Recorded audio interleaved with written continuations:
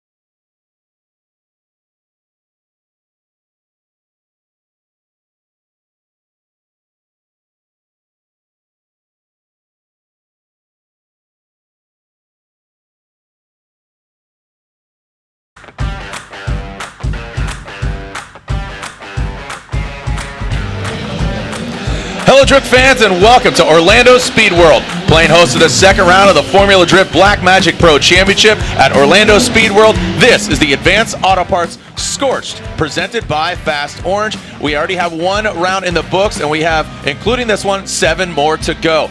We are back here. I'm Jared Deanna. Joining me once again, Ryan Sage. Ryan, Long Beach, what a great way to kick off the 15th season of the Formula Drift Championship. Yeah, it's amazing to say that and already here at round 2, but it was really fireworks in round 1, both literally and figuratively. The big story of the weekend was Federico here going into the wall, but before that he had a suspension damage that caused a fire leak, or excuse me, a gas leak that ignited. Now, he was able to get out of the car safe, but the vehicle did sustain heavy damage both cosmetically and mechanically. However, he was able to pull all things together, get out here this weekend, and he will be competing. All right, so glad to see him back out here in all smiles. All smiles last round. Matt Kaufman loved what he did. When he shows up in all spades. Just a phenomenal driver. But Peter Vincic, who is our most recent winner from last year in Irwindale, comes back with authority. Well, the Worthhout boys definitely have been continuing the momentum, both James Dean and Peter Vincic. But as you said, Peter seemed to be the guy to beat. He had just that near flawless run. Many people thought it was a 100-point run in qualifying. He looked strong throughout the event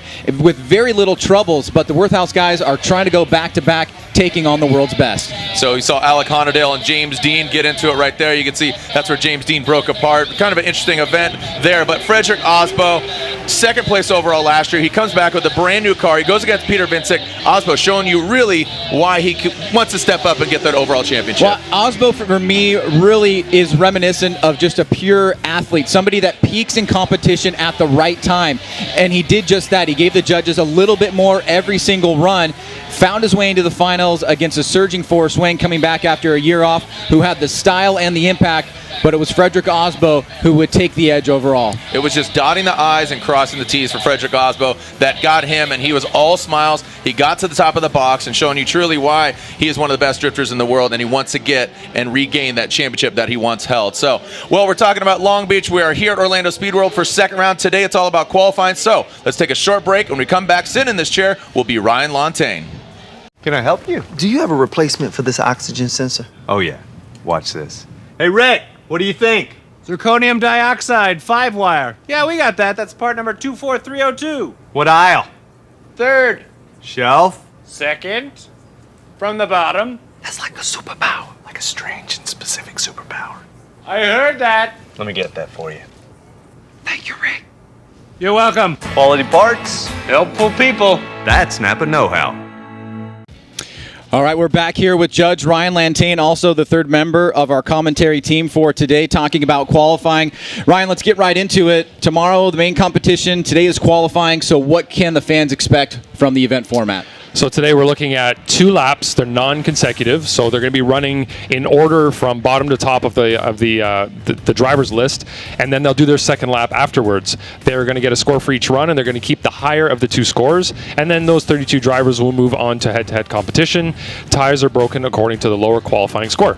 And one of the things that fans might notice that is slightly different from last year is how you guys have laid out the points and also how the track map looks. So let's take a look at the track map and give us an understanding of how you guys are doing scoring. So scoring this year is a little bit different, like you said. The line and angle judges are going to be looking only in the outside zones and at the inside clips. As you can see in the yellow areas right there is where the line and angle judges will be concentrating. The blue areas are where the style judge will be looking. So the style judge will be looking, as you can see, from start all the way up to the initiation point to make sure that the car is at angle properly and the transitions are done properly all the way throughout the course. So everywhere that's blue there is sort of in between the scored areas, and that's where we're really looking for the style. One of the things that we talk a lot about, in particular with tandem judging, because it's so important, is where drivers should be keeping fluid momentum, but also where other drivers, particularly chase drivers, can expect a deceleration or a drop in momentum. We used to call this the acceleration-deceleration map. I think we're just calling it the decel map now. Explain that. So looking at this decel map, anywhere you see those red hash marks is where we would expect a car to slow down. It doesn't mean that the driver has to slow down in that area. It's an area where the chase car should be expecting the lead driver to maybe make a slight decel in that area, maybe a handbrake pull or a left foot brake, something in there that will actually physically slow the car down. And this is so that we can have closer tandem all the way throughout the track. If the lead driver does a move that slows the car down anywhere else on the track and something occurs, they will be held responsible for that. And we're actually using this in qualifying now. We're being pretty strict with it. We think it's very important, and it leads to great tandem battles. I think a lot of people have noticed some of the minute but important changes that you guys have made. One in particular, last year and in years prior, we used IFC, initiation, fluidity, and commitment. This year we've dropped the I, and we have fluidity and commitment making up style. So just talk a little bit about what that means and how that plays into not only qualifying, but just overall judging. So the fluidity of a vehicle will deal with the rotation of the car on its own axis. So if you think about the car rotating as it transitions, how smooth and how fluid that car is as it goes through those motions. So right from initiation, the style judge will be looking at that. He'll be looking at the transitions. What we're looking for is the rate to angle, so that the car transition quickly. Also, when it reached the angle that the driver was hoping for, is it the right amount of angle? Did the driver have to take angle out because he over-rotated, or does he have to add more angle because he didn't add enough to begin with? And then that goes for the whole entirety of the course in those blue sections that we were looking at. The commitment side of things is the vehicle's forward motion. How well is the driver building momentum and maintaining momentum throughout the course? And we're looking at getting back on throttle immediately after initiation, so as soon as possible, and then maintaining pace throughout the entirety of the course. Approaching the track edges and any walls with confidence as well. Kind of making it look a little bit risky, and the best example I can give anybody is Irwindale last year with Piotr Wicek going into outside zone 2. Every time you'd think, oh, he's not going to make it, but he made it and made it look amazing. So that's the level of driving we're looking for here, and in practice today we're seeing a lot of that. So it's going to be a good show. And when you're a driver and you're doing things that look risky, you're really pushing the limits, you want to give the drivers a very wide boundary so they're not worried about getting a zero, what we used to call an incomplete. But we still do have a list of those for qualifying, so let's talk about that. Yeah, we do need to have some things that are going to be considered an incomplete right off the bat, and that's spinning out. That's a total loss of control, obviously. Drifting in the opposite direction that a car should be drifting at any point on the track, clearly also a loss of control in a great way. And then hood, hatch, trunk, enter doors, anything that's latchable, opening up on track, which can be considered really distracting or dangerous for the chase car. And we've applied that rule to qualifying as well to make it fair and even all the way through the event. All right, well, thank you, Ryan. We are here at the Formula Drift Black Magic Pro Championship. This is round 2, and this is the Advanced Auto Parts Scorched presented by Fast Orange. Up next is qualifying. What's up, everyone?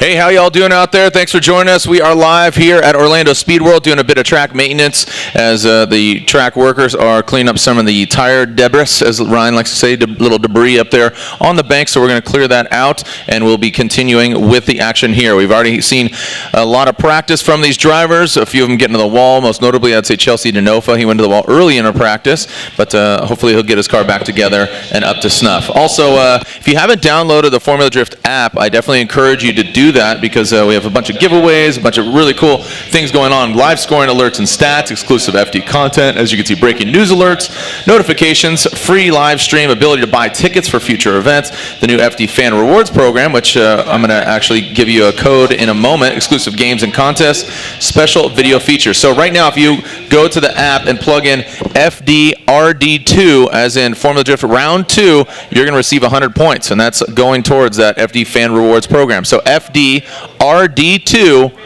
download the app, you'll get 100 points, and it'll go towards your allotment of points and rewards. So again, FDRD2. Now, keep the giving away, or keep the giving away stuff going here. MagnaFlow. Win a free MagnaFlow exhaust. Text MF Drift to 555-888. So got some downtime. I see your phones out there in your hands. Can't wait for the action to begin. Win a free MagnaFlow exhaust. Text MF, as in MagnaFlow, Drift to 555-888. All right, so again, we are just finalizing some small details here. Looks like getting the tire debris blown down off the course. Also join the conversation. Hashtag FDORL. And again, tag us at Formula D. Again, FDORL. We are about to begin qualifying here at round 2. The Formula Drift Black Magic Pro Championship. So when we come back, we will have our first driver on the starting line. A debut of a new car. You'll have to find out when we come back here at round 2 of the Formula Drift Black Magic Pro Championship.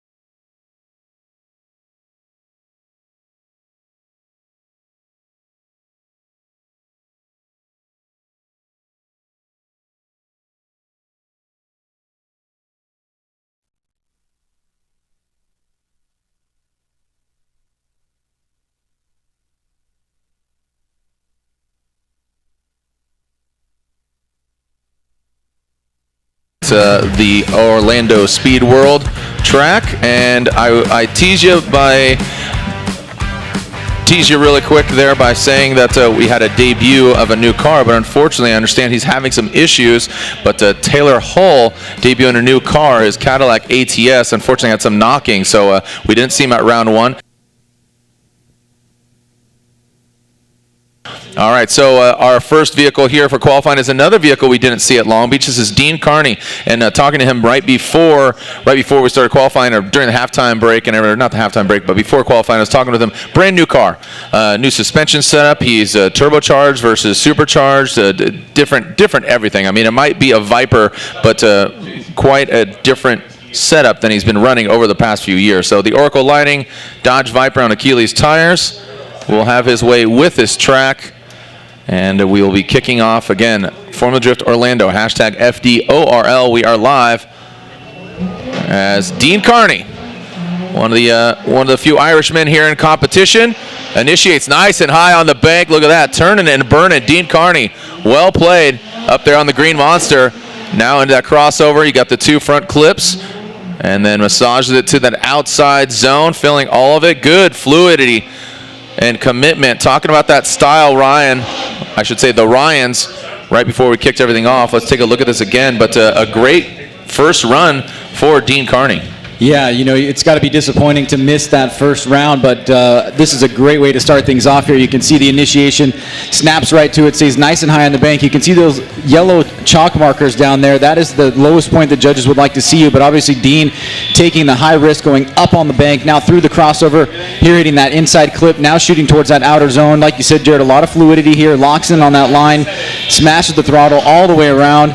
And a good start for Dean. We also saw something similar with Forrest Wang at round number 1, came out, dropped that 93, and we're seeing Dean do something pretty similar, so great start for him. Yeah, good job there for Dean Carney. His Oracle Lighting Achilles tires, Dodge Viper from Ireland. I said one of a few, just one of 2 now. James Dean, the other one, the defending champion. And again, coming into this round of competition, James Dean sits 4th, just outside that podium spot in Long Beach.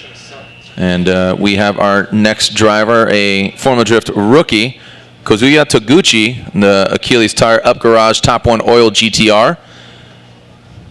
Obviously not an Irishman with the name Kazuya, but Kazuya joined us from Japan as we are waiting for Dean Carney's scores. And for those of you that can remember, we had probably one of the most dynamic runs at this course last year, and that was that of Jonathan Castro, and James Dean. Jonathan Castro from the DR, Dominican Republic, put up just an insane battle against that of James Dean, and it gained a lot of attention towards that of Castro, as well as even earning the respect from a lot of his peers. So we are awaiting the scores here from our judges.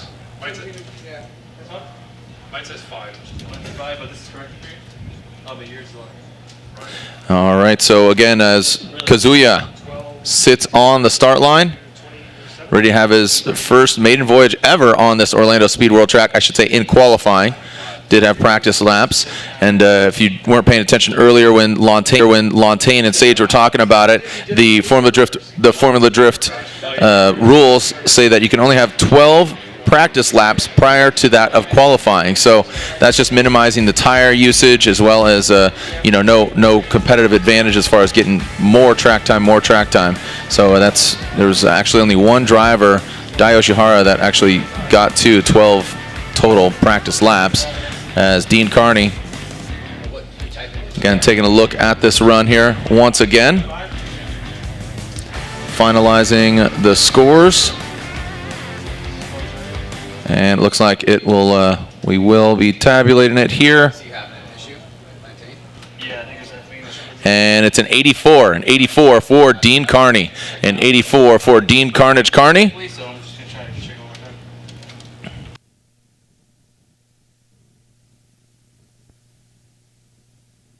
All right, and there we go. So again, we've seen this car in previous years. Is driven by now a Formula Drift staff member, Robin Ishida, in years past, and now the keys are handed over to Kazuya Toguchi. Here we go. All right, Kazuya initiates not as high as Carney, throwing some more angle at it. So talking about that fluidity that we just saw from Dean, that was a hard act to follow. You see, it looks like a bit of debris coming off his car or dragged with him. And then Kazuya. So you can hear that exhaust note just standing on the throttle, but throughout the entirety of the course, didn't really have that consistency, Ryan. Let's take a look at this again. What are your thoughts and feedback? Well, you can definitely tell from the nice score that Dean received, a little bit of a difference here. Kazuya initiates, he kind of goes low, then he starts working his way up the bank. He comes off a little bit early there. I like to see him fill the zone all the way through. Good transition here through the middle side. You can see the front part of a piece of his bumper coming off. It doesn't seem to distract him too much. Good throttle control here, nice fluidity. Stays deep towards this latter part of the zone, but a couple mistakes that he can work on for run number 2. Yeah, definitely could tighten it up a little more, but you have to think a lot of pressure on him. Wants to keep the car off the wall. Coming into this round of competition, I'm seeing 32 drivers here, but if Taylor Hull doesn't run, in events past, that's somebody I didn't see. Okay. Yeah, I was taking a look at the drivers list, and Cameron Moore, that was the driver that we are missing, unfortunately. Cameron Moore, a no-show here. But so that means next driver, Matt Van Kirk. Matt Van Kirk from Marysville, Washington. One of the few drivers from Pacific Northwest, including, I'm just talking about Cameron Moore. Hopefully we'll see him at Atlanta with his GT86. And then also Matt Kaufman. Put him in a Kaufman. It was 70 score. Yeah, you want to do it verbal? What do we do? Graphic or verbal? It's verbal. All right, so it's a 70. It's a 70 for Kazuya Taguchi. It's a 7-0 for Kazuya. Matt Van Kirk on the start line. He's running Achilles tires. Again, Fortune Auto. The Drift-O-Matic Nissan 240SX. Matt Van Kirk. All right, Matt initiating. Oh, some wavering. Oh, boy, that could have gone south really quick. You see some correction. Now throw some more angle back at it. Kind of reinitiates. A little bit of bounce there through that midsection. Now that second outer zone. Stands on the throttle. Fluid on that second half. But right there on initiation, that could have gone south real quick there, Sage. Yeah, you can see it looks like he's kind of just getting his bearings there. This is one of the danger areas on initiation. We've seen drivers initiate and not be able to get that vehicle locked into the right position here. Take a look here. You can see right there he starts going towards the wall, and he has some understeer in the vehicle. He's able to kind of reinitiate, get back into it, but you can see he's moving around a little bit. And it goes a little bit late into that zone. We'll have to see how the judges take a look at that. It almost was an opposite drift. I'd love to see it from that angle again to see if it really did qualify as that. From this side, without looking at the replay, it just looked like a bobble. But when you see up close, you can see there was some understeer there. So there will be at least a big deduction for Matt Van Kirk, and we'll take a look at it one more time.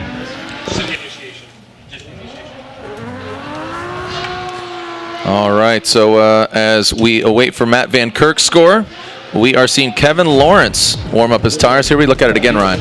Yeah, this is what the judges want to look at here. Watch as he initiates right there. You can see angle in the car and then a little bit of an understeer. I think it's borderline. I would let it fly, but I would definitely give it a big deduction. Yeah, massive deduction there, but yeah, I have to agree with you. I think just made a major mistake, but threw back out there. So Van Kirk, like I said, in the second portion of the course, looked like he tightened it up quite a bit.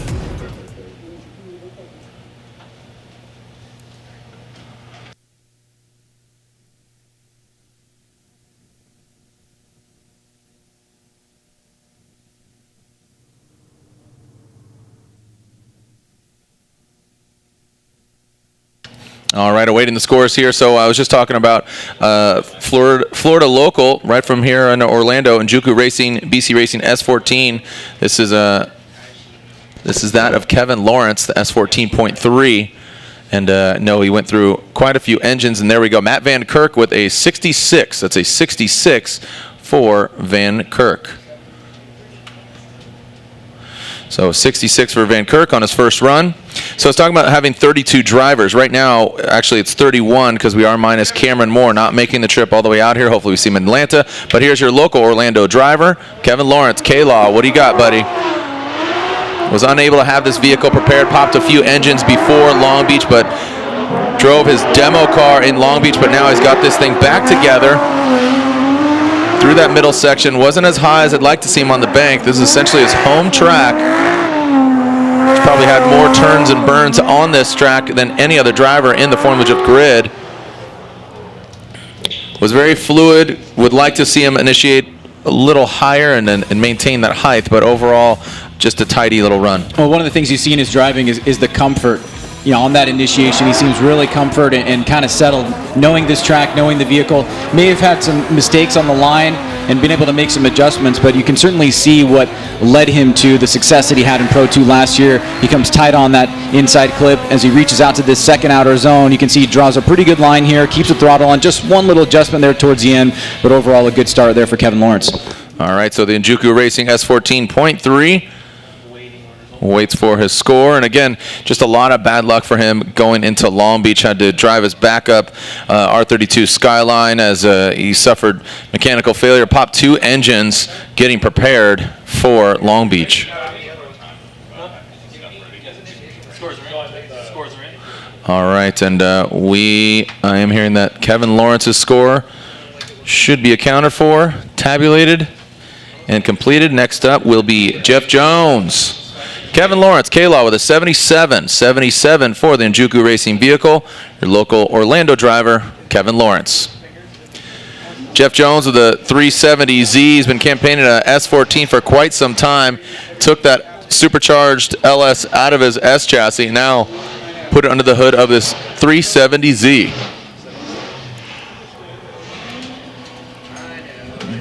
He's on Doc Falcon tires, Nissan 370Z.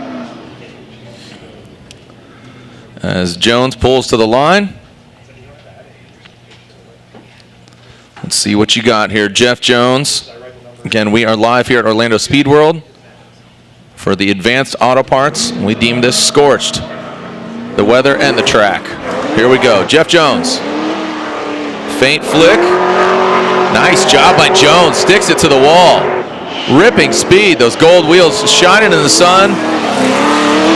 You can see minimal corrections, a little bit of wavering there.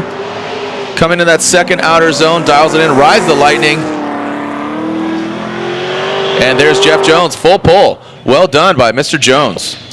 And a very memorable moment last year with Jeff Jones at this very course with the wheel going off, so he has certainly made some memories here. And you can see why he's such a fan favorite. Snappy initiation here, right up to the wall. Good smoke coming off the bank. Makes a little bit of a flub there. And if you really listen to the vehicle, since these cars are so loud, you can tell where they're on and off throttle. You can also see in the smoke permutation right there, Jeff gets back on it on that second outer zone. Great job by him starting off here, being pretty aggressive and laying down something solid to work off of run number 2.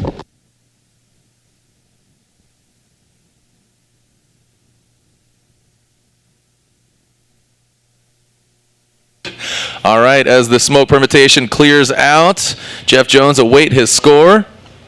Be a lot cooler if you did, man. And yeah, with those gold wheels, like I said, it stands out. And Ryan, that brings up a great point too. Just the exhaust note, you can, it's a gift and a curse, because when he's on it, or a lot of the vehicles, rotaries as well, like Kyle Mohan and stuff like that. But it's a gift and a curse, because you know when they're on it, but you also know when they're off it. 83, solid score there from Jeff Jones. Jumps into the number 2 position. And there you go. Nice job there, Mr. Jones. Coming all the way from Southern California. Next up, Austin Meeks. Committed service brand, Achilles tire, S14.5. From South Carolina.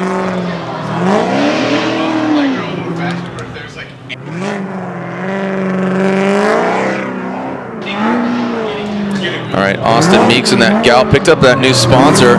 It's a oil company. Talking to his spotter, Rapper Dan, telling me about picking up this sponsor for them, so they're excited.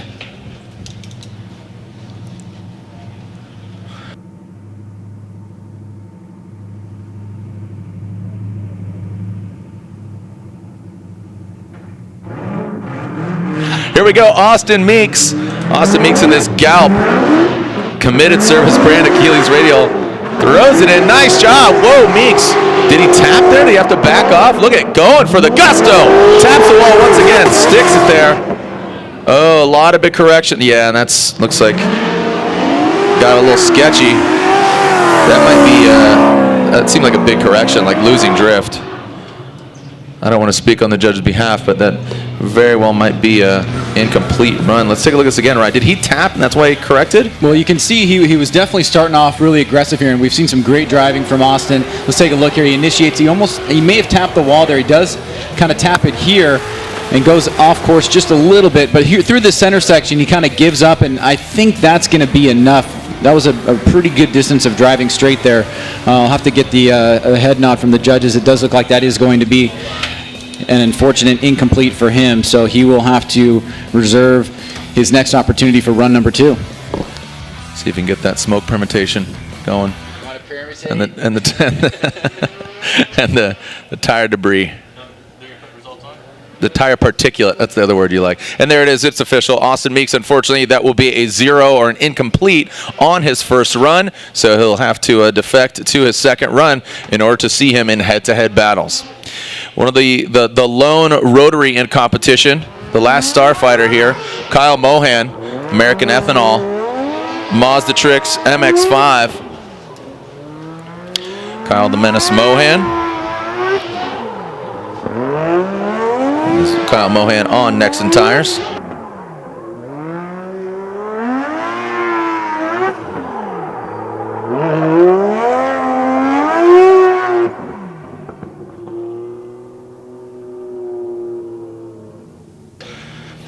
All right, so Kyle the Menace Mohan. There you can see our fast orange qualifying leaderboard. Dean Carney with an 84. Jeff Jones right behind him with an 83. Keep in mind, if this is your first drift competition, we take the better of the 2 runs. It is not combined. So everybody could still be standing, and here we go. Kyle Mohan, the bright orange nose. You see him flick it. Whoa! Plumes of smoke coming off the MX-5. Nice job by Mohan. Brings it down, drops him to that first front clip. Great angle from Mohan. So that's what I was talking about. You could see not only that smoke trail, the smoke signal showing that he lifted, approaching that second inside zone. Well done. Round of applause for Kyle Mohan. Exciting run when you see and hear that rotary just firing on all wankles. Look, my man down here, Culture Clash, is hyped. So there you go, Kyle Mohan. Let's take a look here at Kyle Mohan's first run of the afternoon. Initiates, gets to angle. You can see he kind of moves up the bank here, gets nice and high towards the end. Now coming off the bank, nice smooth transition down below for Kyle. Just about a foot off that inside clip. Now trying to shoot into this outer zone here to finish up the run. Nice line being drawn, good smoke, and obviously a lot of noise coming off that vehicle, so good start for Kyle Mohan.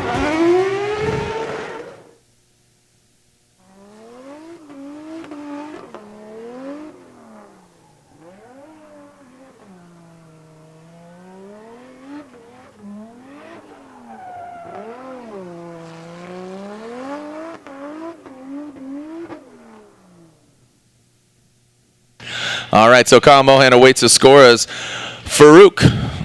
I like simply call him Farouk because usually I butcher his last name, Kawai.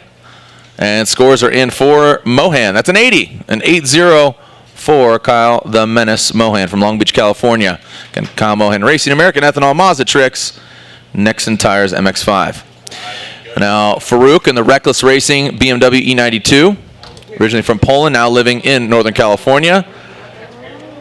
Had some struggles with his vehicle last year, but I got to tell you, in Long Beach, definitely has progressed. That vehicle has been driving in the Pro-Am sanctioned body for quite some time, Golden Gate Drift, as well as Thunder Hill, and here we go. Farouk, like I said, looking a lot smoother than previous rounds last year, but Farouk dials it in.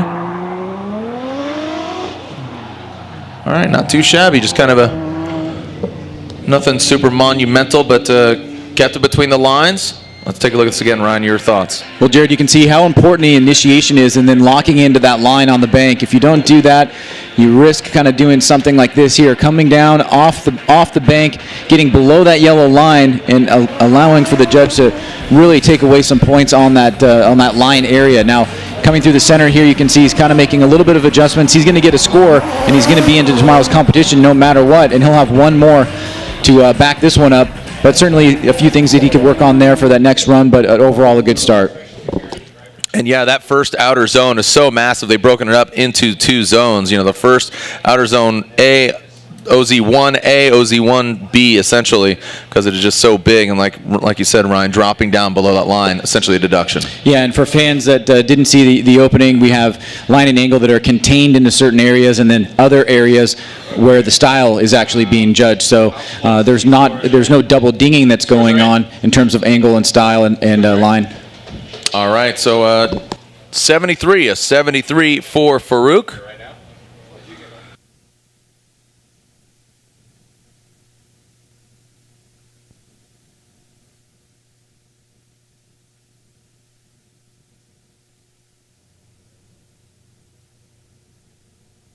All right, so Farouk with that 73. Next up, a vehicle that caught a lot of attention, not in a positive way, but caught a fire. Not talking metaphorically here, literally in a very unique vehicle. The only Ferrari in competition in that 599 GTB Fiorino Drift spec.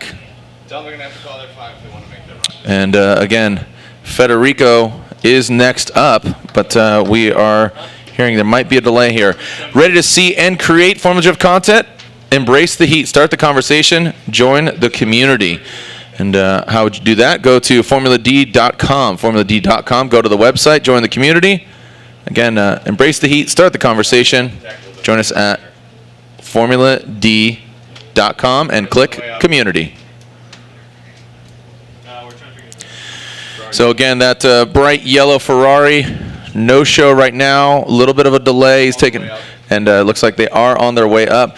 Ryan, again, seemed like, no pun intended, Federico's car really set ablaze the internet. Yeah, it did. And I think there were many millions of views generated for this clip right here. It went all across the automotive blogs and automotive websites and made it onto the local news.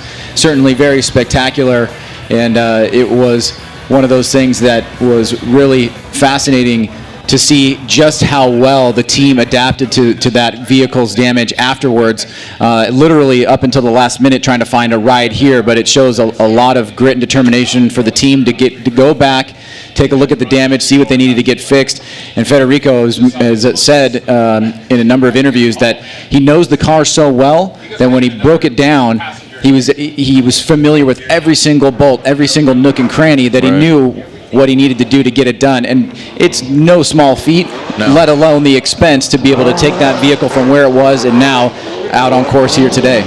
Yeah, $300,000 car to start. You know, that, truth be told, you know, entering our 15th season, that was probably the worst car fire we've seen in a vehicle, and I think it just added to the spectacle that, yes, it's the only Ferrari we've ever seen in competition, but you know, it was you know, him being safe is the priority number one. Make sure he's out of the car, nobody gets hurt. At that point, you know, safety struck, and they struck fast. But you know, yeah, it's unfortunate. But the best, you know, the kind of silver lining is he's here.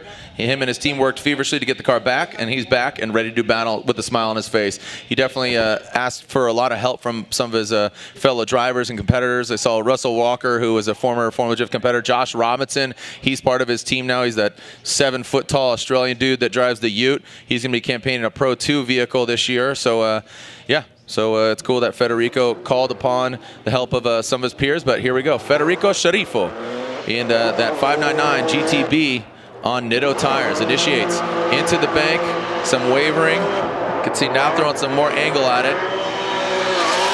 Drops down into that first front clip. Transitions. You see those front wheels just carving it up on that second front clip, and then into that second outer zone. Again, just happy to see him back out here. Again, a smile on his face, underneath his helmet. Ryan? No, just saying, just looking to get a score on the board here, but let's take a look at the run here from Federico. You can see a little bit of a labored initiation here. Gets back on the throttle here about a quarter of the way through. A little bit of a mistake there as he kind of has to kind of like reinitiate there towards the beginning, but then he kind of finds his way here down through the bottom, through this second inside clip.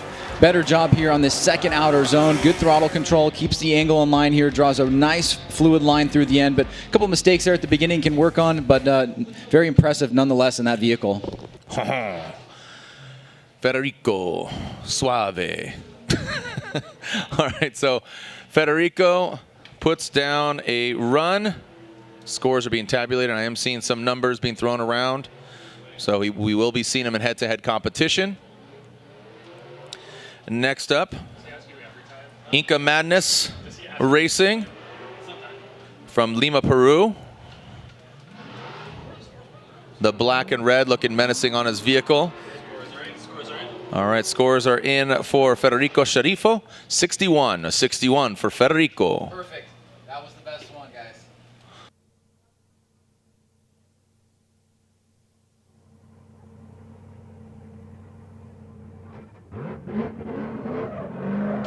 All right, thanks. I'm glad I announced, bro. Alex Hilbrun, Inca Madness Racing. Nitto Tires, light it up. You sticking it to the wall. Well done. El Diablo. Into that first front clip, transitions over the humps, through the woods in that second outer zone. Alex Hilbrun from Lima, Peru. He calls that the Monster BMW, no affiliation with the energy drink, just because it is a supercharged V8 beast under the hood. Ryan. This is a beautiful run here from Alex. You can see very aggressive initiation, but he holds that line, stays nice and high on the bank, does not waver from that line really, comes off at the right time through this section of the course, tight on that first inside clip. Just here on the second inside clip, maybe 6 to 8 inches off, but other than that, pretty perfect here. Great throttle control. Could have gone tiny bit deeper, but I mean, these are very, very minimal things overall for Alex. A solid performance there. Our highest score right now is an 84. I think that is going to be above that, so a good start for Alex Hilbrun. El Diablo, as some of his teammates have recommended his nickname be. Just kind of a soft-spoken cat, but then he gets behind the wheel of his vehicle and starts to shred it. Shred it, bro. Formula Drift sophomore warming up his tires as Alex's score comes in. 87. Boom. There's our new leader, Alex Hilbrun. El Diablo with the horns. Looks like the Pandem logo likes it too. He says, A-OK. Dan Burkett. Rad Dan, as he's known. Business up front, party in the back. The mullet lives on. On Nexen tires, great looking Toyota Supra. Just an iconic chassis. The only Supra here in competition in Formula Drift USA. And Burkett initiates. You see him dropping down, now works his way back up the bank. Into that first front clip, about the second hash mark.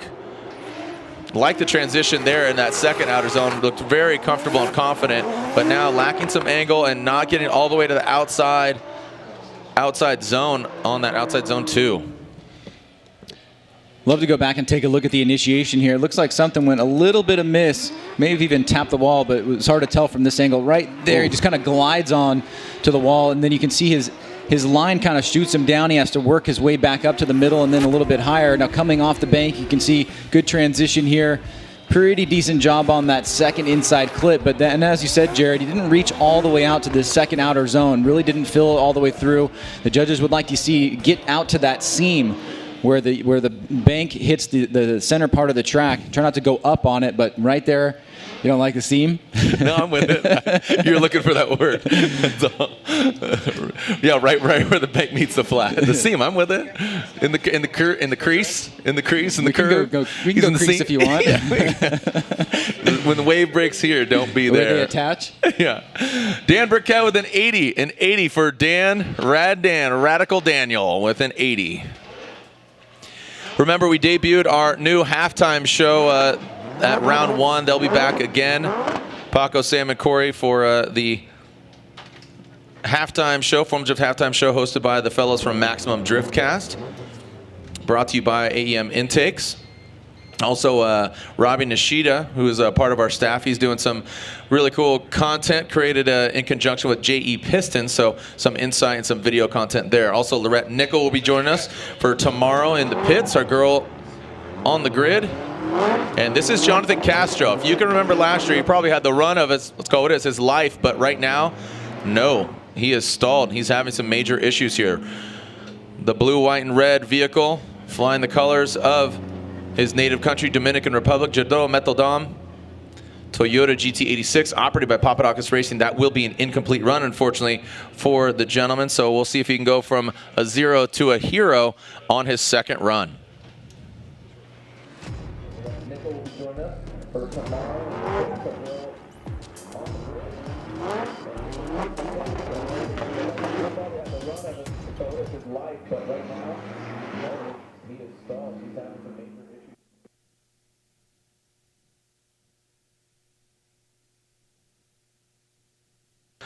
All right, the goosh is loosed as Ken Gushi, Gretty Performance Parts, Toyota Racing. He's now on Falcon tires. The bright white.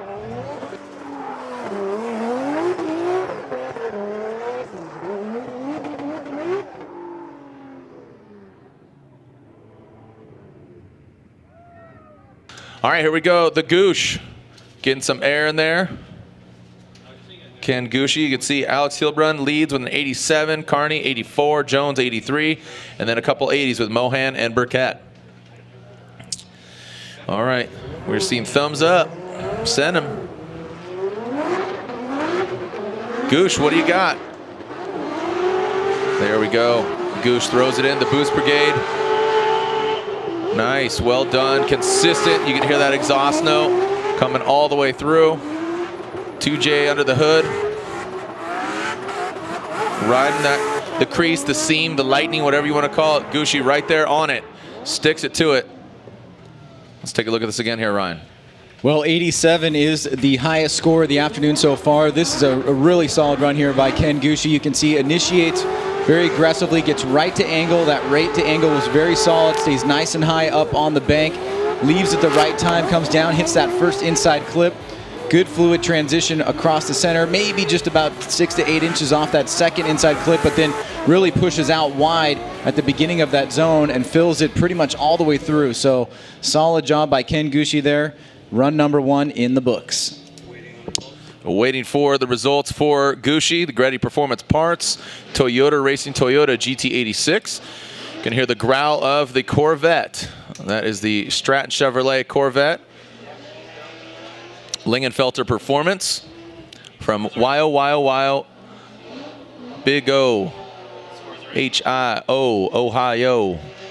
Gushi with a 92, a 92. Ryan, did you expect that?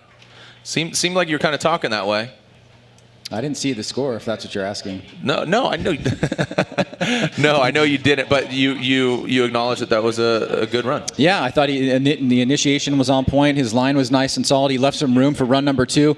My expectation is that we're going to see quite a few 90s from the top drivers because the course, while it has some areas that really need to be taken into consideration, it's not as challenging of a course as Long Beach. And coming from Long Beach, those guys really had to focus on so many different aspects. And so I expect to see quite a few runs in the 90s. You got a little more leeway with this course. Long Beach not so forgiving. Here we go. Dirk Stratton, the number 33. Yes, throws it into the wall. Nice job. Look, his front wheels are just completely countered properly. Big, massive angle. Tightens it up to that second front clip. Let's see if he brings it out to the outer zone. Slowly creeping out there into the crease, into the fold. Rises up a little bit there. So he did drop a tire. We'll see how that's reflected on a score. But very aggressive for this Formula Drift rookie, going from Pro 2 to Pro, really making a name for himself. Yeah, really love the sound coming off that vehicle. Great throttle control, snappy initiation here. Like you said, Jared, he could have done a little bit of a better job on the bank, but overall he drew the line that was smoothest for him given the initiation. Big angle here coming through the center. Luckily he hangs on to it, gets right back on throttle here. Comes up a little bit short on this second outer zone. Now he starts creeping towards that section, but he does bring that tire up. Overall, it's a solid run. A couple little mistakes here, but I think it's going to be a competitive run for him and something that he can build off for run number 2. Definitely a confidence booster coming out of Long Beach. He got into a tussle with the wall, and the wall is always going to win, especially when you get some carbon fiber, fiberglass bits and all that. So, like I said, Dirk gaining some confidence here, gets a run in the books. I'm sure, with his second run, he's going to push it a little harder, but I think he's going to be confident with that. We'll see where he lands.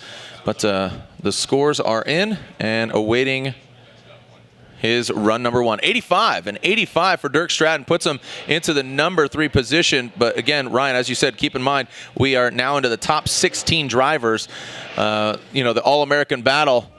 We saw these guys, actually Dirk and Vaughn, go against each other in Long Beach. That's when Dirk got into the wall. But Vaughn Gittin Jr., former Formula Drift champion, the Monster Energy Nitto tire, Ford Performance Mustang RTR. He's on Nitto tires. As Vaughn Gittin Jr. ready to send it. See if we see that signature 3-wheel motion. Chelsea Denofa, his teammate, got into the wall earlier. Let's hope Vaughn is ready to throw down. There it is. Boom. You see that front right tire lifting off. Woo! Wow, look at that. You can see a whole bunch of air underneath that front right tire, but keeps it sideways. Well done there. Massages it into the fold and brings it across. That exhaust note just continuing through, echoing through this Orlando Speed World course. Yeah, known for being a driver that uses a lot of throttle, makes the vehicle sound amazing. Good start here by Vaughn Gittin Jr. You can see snappy initiation, right back on throttle. Again, maybe not drawing the line that he really wanted to, kind of dropped down there in the center and then had to move back up. Coming through the middle section here after he hits that first inside clip. Watch the front wheels a little bit. Doesn't keep that angle locked in as well as he would have probably liked to, but he is able to hit this second outer zone pretty well.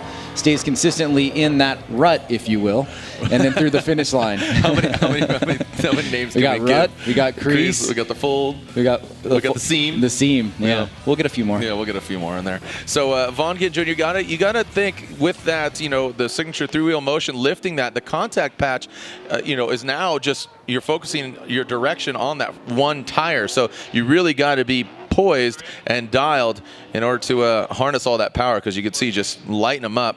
All right, so Vaughn Gittin Jr.'s score is tabulated, and an 84. So like we predicted, Ryan, these drivers are stepping up further and further. An 84 for Vaughn Gittin Jr. Next up, another Ford-powered vehicle, but it's got a Nissan shell. This is Matt Kaufman. This machine is built to shred. He said, you know, he's had different sayings on the wings there in previous years. This machine is built for war, and now it says to shred. So that's where his head's at. Shred till you're dead, bro. Put him in a Kaufman.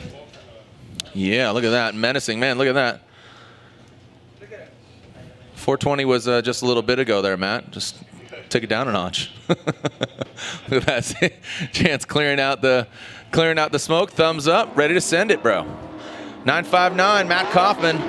What do you got? Thunderbolt Racing Fuel, Keeley's Radial, 240SX. Throws it in. Guns a-blazing. Wow, squirrely. Kaufman into that first front clip. Now transitions. See him standing on the throttle. Quickly gets that second outer zone, filling that immediately, but has to come off of it. But I'm telling you, the way Matt Kaufman has just progressed as a driver has just been tremendous. I really just like his kind of personality, the car and everything. It all works together. Well, and I certainly don't think it'll be too long before he's on that podium. And you're starting to see a little bit of the potential that he has as a championship level driver. Here he doesn't get off to the greatest start, but you can see he uses a lot of throttle here coming through this second inside clip. Like you said, Jared, he has to leave this second outer zone just a little bit early here in order to maintain a fluid line. I'd like to see him go a little bit deeper there, so he will receive some deductions there overall, but he will be into tomorrow's competition, and we'll see where this score locks in for run number 1.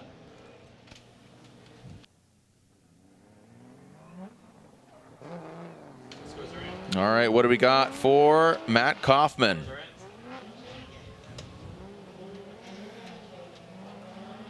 And Kaufman with an 80, an 8-0 for Matt Kaufman on his first run. Next up, Michael Essa Autosports, Achilles tire, BMW M3.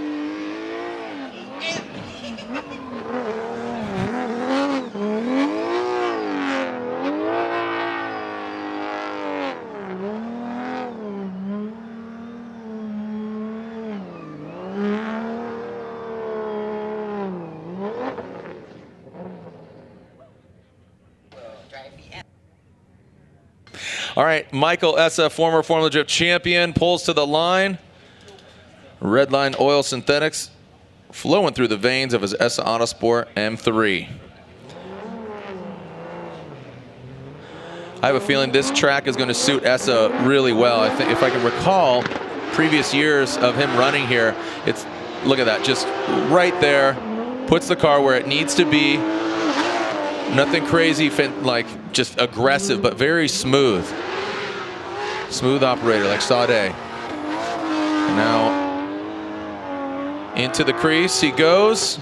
Nice, just a textbook solid run. Again, nothing super like whack initiation, but just very smooth and clean. Yeah, let's take a look here at Michael Essa, run number 1 here in qualifying.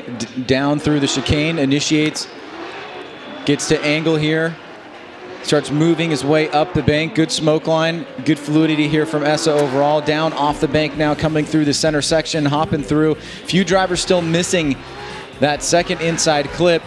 Essa gets into the second outer zone a little bit late here. He's just kind of on the inside a little bit of the crease.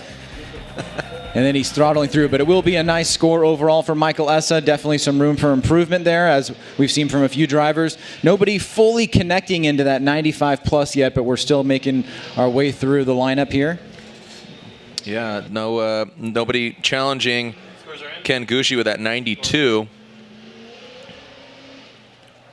And an 88. An 88 puts Essa into number 2 position as it stands. Next up, you can see the Falcon Tire S14.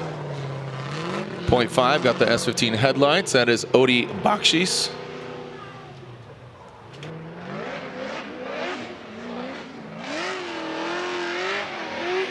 All right, Odi Bakshis.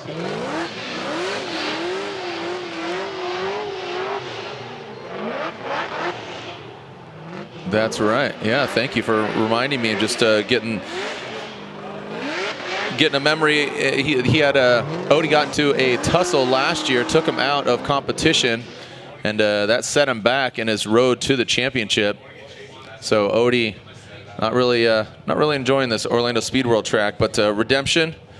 He's quickly become one of the best chasers in the biz. Just his driving style and being in that S chassis looks like he's very comfortable. So let's see what Odi's got.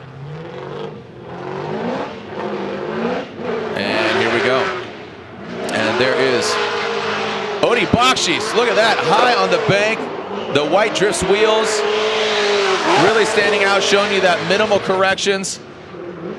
Over the bump, little correction there as adjusting to find himself closer to that second front clip, and now gets that second outer zone tucked in, getting pitted. Well done, Odi.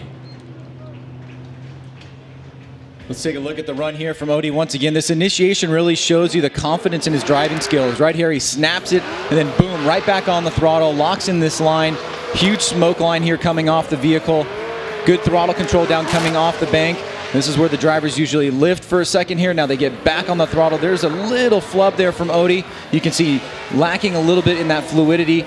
He gets into that second outer zone a tiny bit late as well, so leaving a few points on the table there, Jared, but overall, really seeing some high points here. This is where they come through that center section, kind of jumping up and down. You can see the front wheels lifting for a second, and then they make contact once again with the ground, and that's where that little mistake there was made from Odi. So the judges will take that into consideration, and we'll see where his score comes in overall. I still expect it to be a pretty decent score.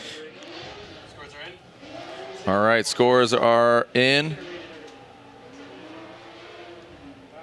And an 88, so seems to be a popular number here. Essa with an 88 as well. This should be a fun one to watch. And this was last year. We saw this driver, Kristaps, really throw down as well. Kristaps Blush in the Eurofighter. HGK BMW E92 Eurofighter. Achilles tires, Mast Motorsports. Great looking car. So let's see what you got here. Kristaps Blush from Latvia. Initiates very early. And man, looked like he was just gonna stop right there, but just turns on the smoke machine, and no! Kristaps goes into the wall. So again, just such a great looking car. You hate to see it get scuffed, but you know what? Knowing Kristaps, he's just going to go for it. So Looks like you might just shut it down, make sure. Yeah, that front left. Well, that most certainly could have been a lot worse, Jared. This is an event that we've seen Kristaps really excel at. Yeah. This is an event that he probably should have won a couple years ago against Frederick Osbo. Right here you can see he's rubbing up against the wall there on the back, and he just can't get out of it. He ends up having to he turns the vehicle into the wall by the pressure being put on the back bumper here. Watch this right here. You can see it kind of sucks in right there, makes contact. That could have been a lot worse. It looks like he will obviously sustain some damage there. You can see some suspension damage, but the vehicle aesthetically outside of that looks pretty good. Let's take a look at it from this angle. You can see he's rubbing the wall here, and then watch the front wheel. You can see the front wheel locks, and he has nowhere to go. Just couldn't get out of it. Too late. Just too late there for Kristaps. He's going to get the car towed off, and hopefully his team's going to start thrashing on it, getting it back up to running order, because now it is do or die for him. Qualify or no head-to-head. So you can see safety. All right, so again, Kristaps currently 12th in points coming into this round of competition after Long Beach. You can see the frustration there for Kristaps. So that's going to put a little lull in the action here at the Advanced Auto Parts. Scorched. Round 2 presented by Fast Orange. All right, safety, seeing what's going on here. All right, so we talked about a former driver getting some content and joining the Formula Drift staff. So we talked about him earlier. Robbie Nishida, he caught up with Dan Burkett earlier. Robin Nishida here, back with Tech Talk, brought to you by JE Pistons here at the pits. Rad Dan, in Long Beach, you had some contact, and I saw some body panels flying all over the place. Odie Boxy's Dan Burkett out to the top. Oh, goodness gracious. Got the wall with the back of the car, and I pulled the front of the car. So then drove off track, checked out the damage. It was pretty significant. And so then after that, we had to go to the frame shop, pull the frame, cut off the back that we could, where we can legally cut off, and then build some new structure back there. But we had a long 2 weeks, not much sleep, but we're here. We made it happen. Car looks good. Yeah, it looks good. We, luckily there was no mechanical issues. It was just kind of bent the back of the chassis. We bent it back, did a new front bash bar, new headlight, new bumper, some new bodywork, and then good to go. And we went and tested it to make sure it was good at Willow one of the days. So most of it was just cosmetic? Yeah, mostly it was cosmetic, and then little metal work in the back. You make it sound like it was just, that's what piece we of do. cake, but... I own a shop, and that's what we do, is build race cars. So, I mean, it stopped us, and we're like, okay, we got to make this happen, because we got to be at this round. But it wasn't the worst thing, and, crashes happen in drifting, so. Well, there you go. It's Rad Dan at Rad Industries. He could fix anything. No, I like Supras, so we made it happen, and we're going to do good this week, and we're excited about it. Good luck. Bud. Well, Dan Burkett with an 80 on his first run, so he said he has that confidence, so hopefully maybe he'll even better on his second run, but we will be seeing him head-to-head competition. As you can see, Kristaps Blush still figuring out what's going on and how we can get. Looks like they got the dolly underneath that front left wheel that wouldn't turn. So win a set of wheels. Tag a photo of you watching this weekend's event. Hashtag FD Drifts, DRIFZ, and enter to win a free set of Drifts wheels. So again, you're taking photos, you're putting them on Instagram, you're putting them on social media, you're putting them out there on Facebook. So why not win a set of wheels as run by Odie Bakshis? Tag a photo of you watching this weekend's event. Hashtag FD, and it's spelled DRIFZ. And enter to win a free set of Drifts wheels as run by the number 723 Odie Bakshis. All right, so slow trickle here to get Kristaps' vehicle off of the track. When we return, more Formula Drift action. Again, we're narrowing down into the top 12 or top 11 drivers after Kristaps Blush. When we come back, more Formula Drift Black Magic Pro Championship here at Orlando Speed World.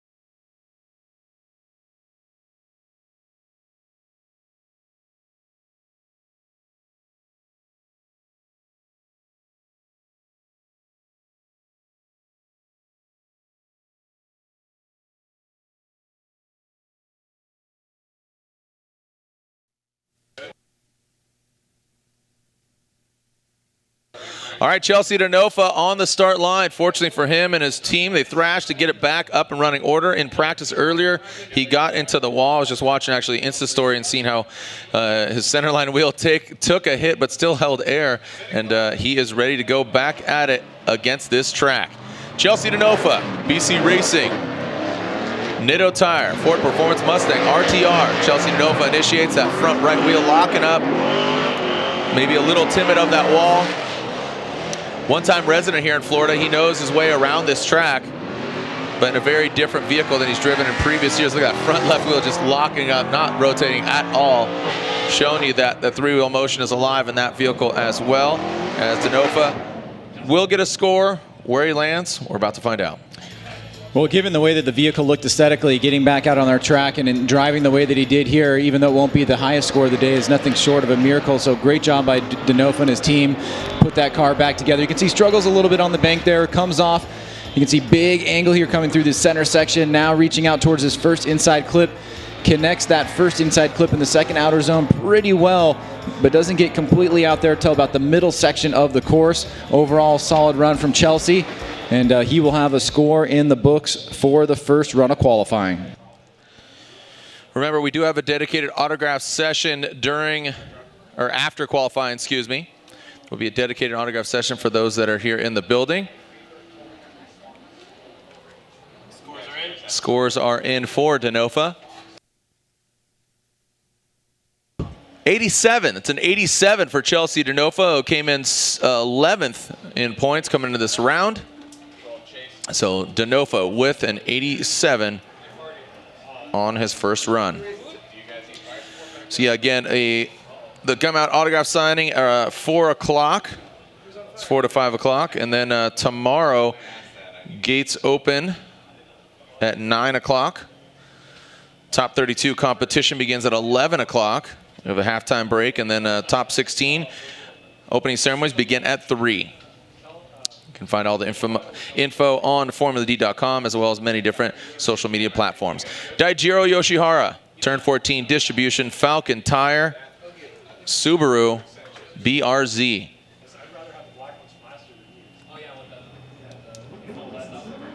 And here we go.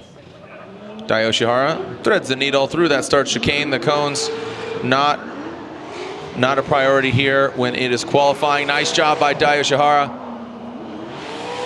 Very fluid through that first outer zone in the transition. You can see some of the drivers navigating around the bumpy section of the course, and Dai Yoshihara, very reminiscent of Michael Essa's run there. Just very smooth, nothing just kind of whack slap you in your face, but very smooth and committed line there from Dai Yoshihara. Ryan. Yeah, Dai coming through the chicane here, looking for that line, that area to set up his initiation. Gets right back on throttle there. Heads up towards that deeper part of the bank. Comes off, good fluidity here. Now moving down off the bank into this center section, looking to be very tight on this second inside clip. Great job there. Nicely connects that first inside clip with that second outer zone. If you watch the line, really good job there. And pretty solid all the way through. Nice start by Daijiro Yoshihara.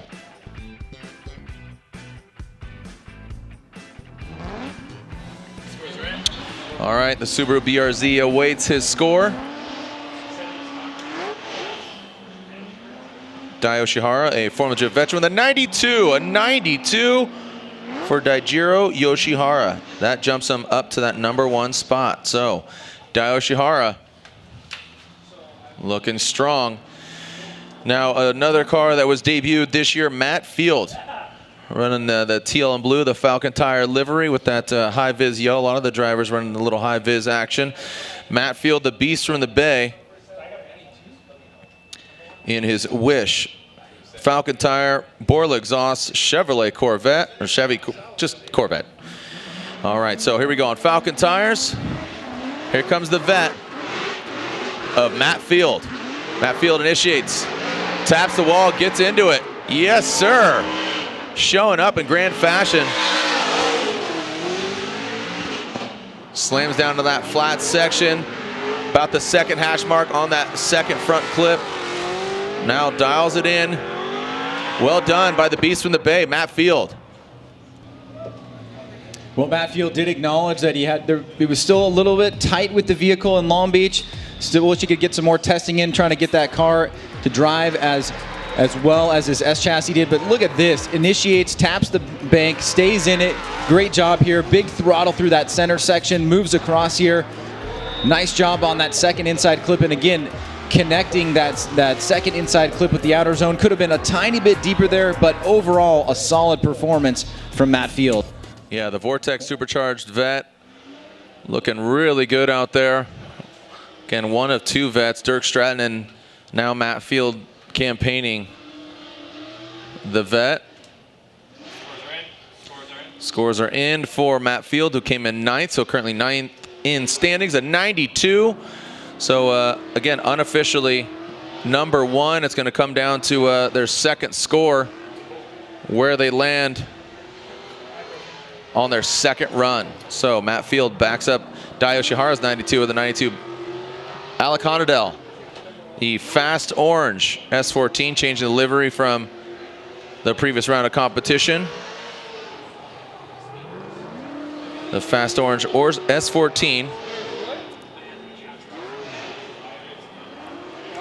Rain-X, Permatex, Nexon Tires, and Hoonigan from Destin, Florida. Also in conjunction with Huddy Racing. And here comes Honadell.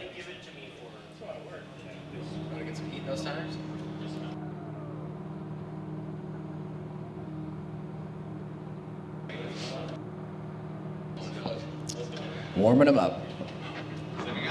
Warming up them tires, though. Here we go. Alec Honadell throws it into that first outer zone. Doesn't get all the way on the bank or all the way up to the wall. We've seen some from previous drivers. Taking out that front clip, the first driver to really slam into there.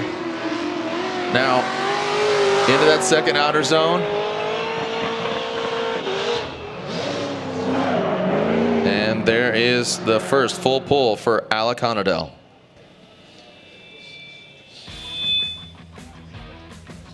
Let's take a look here at Alec. You can see aggressive initiation. He catches it, but then he falls down with his line just a little bit here. Could have been higher on the bank, leaves a few points on the table there. Now through the center section, you can see he makes contact with that inside clip. A little bit wide there on that second inside clip as he tries to connect that section of the course to the final outer zone. Overall aggressive, nice transitions. Little bit of points left on the table for line, but overall a good start for him in run number 1.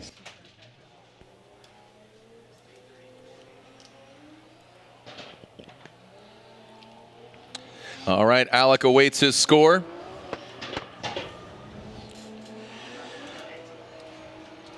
So a 92, the score to beat right now. A few drivers, Ken Gucci, Dai Yoshihara, Matt Field, all 92. The results are in for Honadell. What do you got, buddy?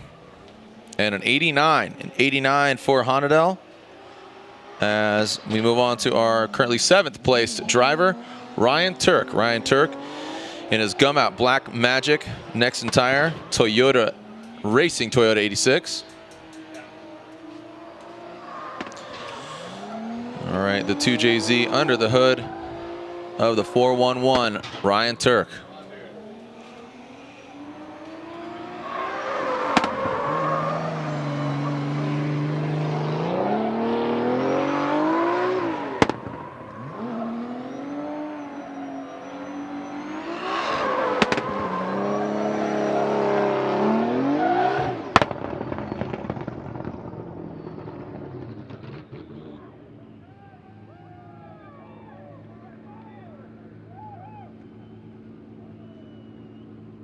All right, so Ryan Turk definitely putting some heat in those tires. And Ryan Turk on his first run, thumbs up. What do we got, Chase? Come on. Let's go, Turk. Throws it into that first outer zone. Keeps it high. Down past that first front clip. Transition, you see a little bit of the attitude of the car get shaken up. And into the fold goes Ryan Turk. What do you got there, Ryan Sage? What say you about this other Ryan's run? Well, certainly I heard another judge say he knows what he's doing. You can see nice, smooth initiation here. Very little noticing in being off throttle from initiation, and basically right back on throttle there. No pause. You can see through the center here. Very smooth. Nice and tight on that second inside clip. Pretty good job connecting it, but he could have been slightly deeper overall, but still a smooth line through that section of the course. So a good start for Ryan Turk there. Starting to see a lot more high 80s and 90s as we move up into the higher qualified or ranked drivers. All right, so Ryan Turk completes his first run. His teammate, Chris Forsberg, the Bone Zone over here, as these guys about to throw down. A 93. Wow, look at that. A 93 from Ryan Turk. So fluidity is key. That is one of the criteria. So a 93. Ryan Turk is our #1 qualifier right now. All right, so Chris the Force Forsberg, again, his teammate. You can see they kind of have that signature stripe there on their front bumpers.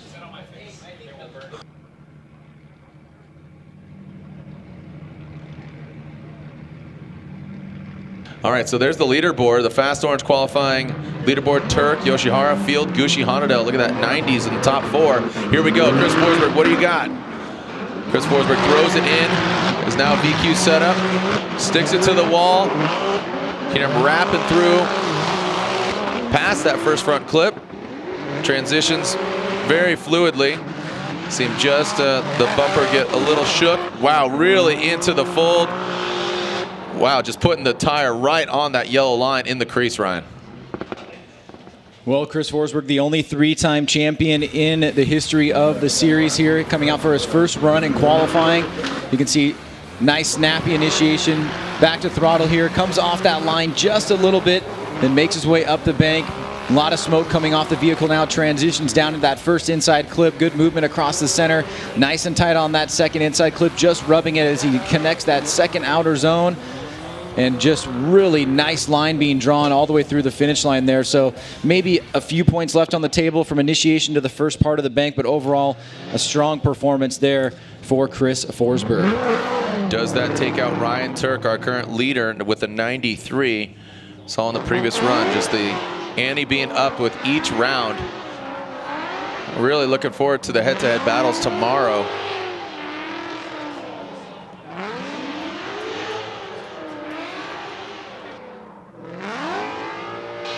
And an 89, that's an 89 for Forsberg. Forsberg with an 89 puts him into 5th position. Again, the better run of the two, hitting the 2 outer zones on initiation. You got outer zone 1, then the front clips when they come into the flat portion. Second, or the 2 front clips, and then into that second outer zone. JTP, Justin Pollock, Falcon Tires, Roush Performance, Ford Mustang.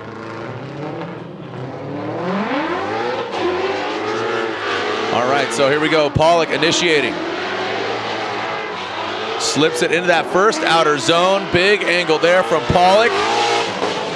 Massive angle past that front clip. Airing it out. Could be a little bit close to that second front clip, and now puts it exactly where it needs to be. Man, I barely heard any lift. That was just hammered down. He put a brick on the gas pedal and just drove the thing. That was insane. Well, great job all around from JTP Justin Pollock. Let's take a look at this here. This very aggressive initiation, right to angle. You can see back on throttle, stays nice and high on the bank.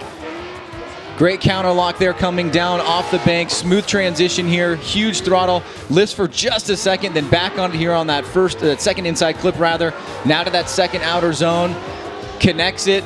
Big angle here through the finish line, and I have to say that was a very strong performance from Justin Pollock. He'll be looking for a very solid score here, and let's see where that lands him into the top 32.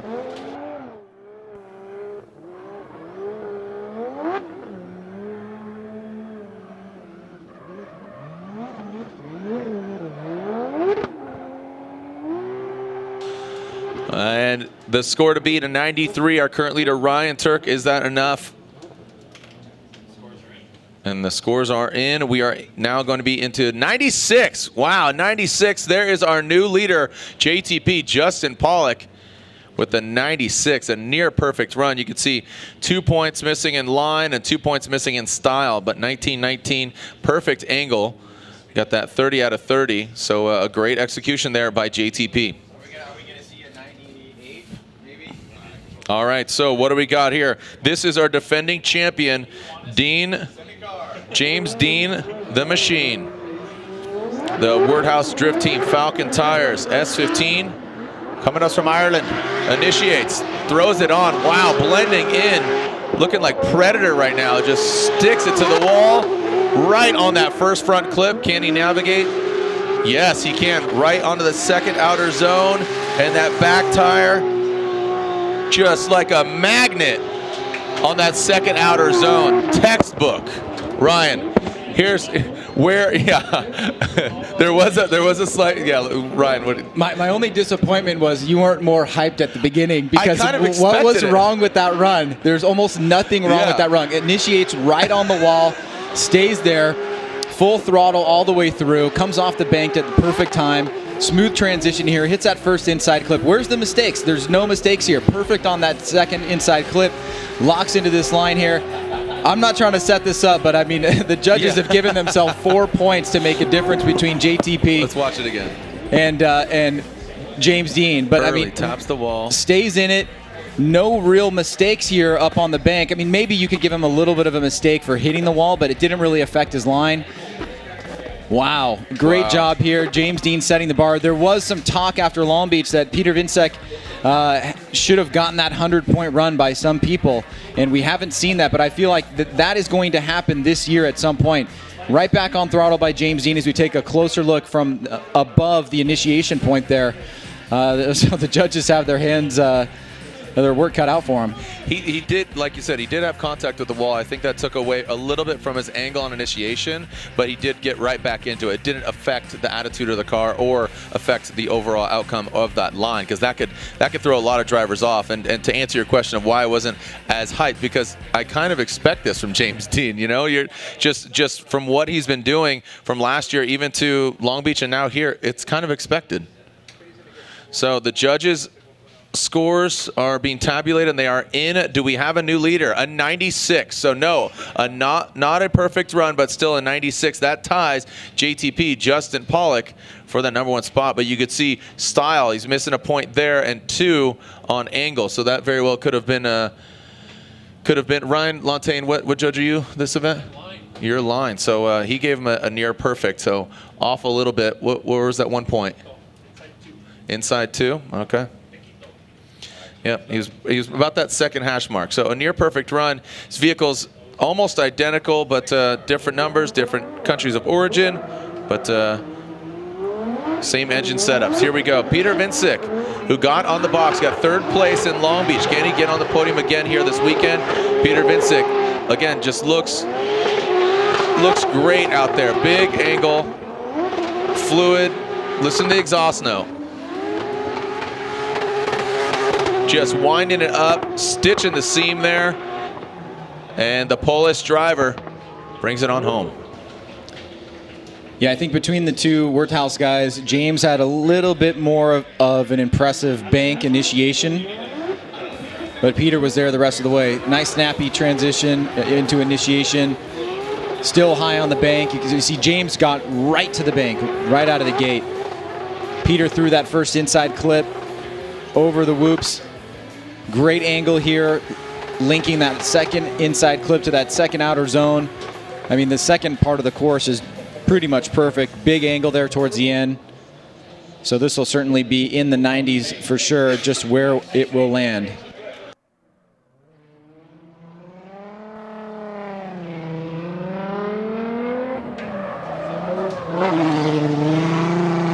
All right, we are waiting for Peter Vincek's score.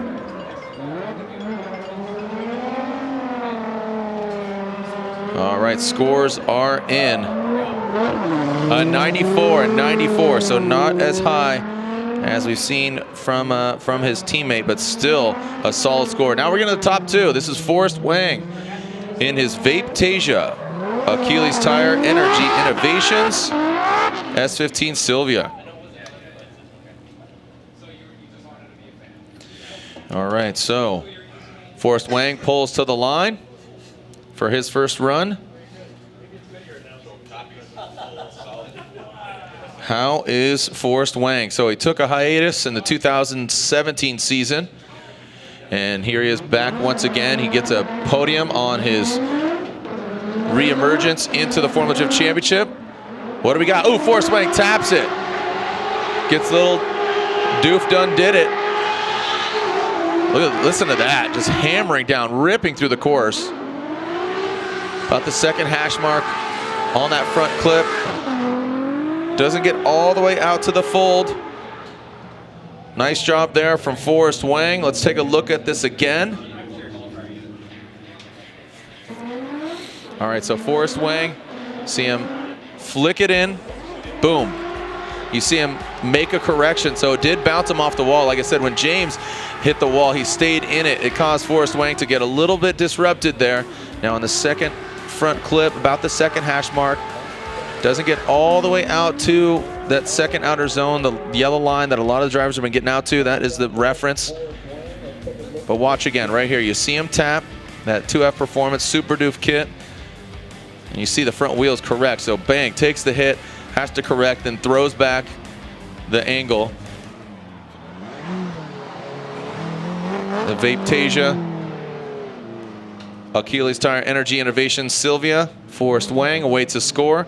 And our current points leader, Frederick, the Norwegian Hammer Osbo, warming up the tires underneath his Rockstar Energy Drink next entire Toyota Corolla. Scores are in for Wang, and he's got an 82. An 82 for Forrest Wang.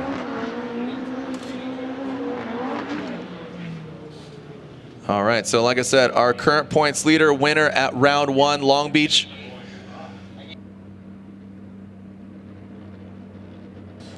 Our former champion, Frederick Osbo.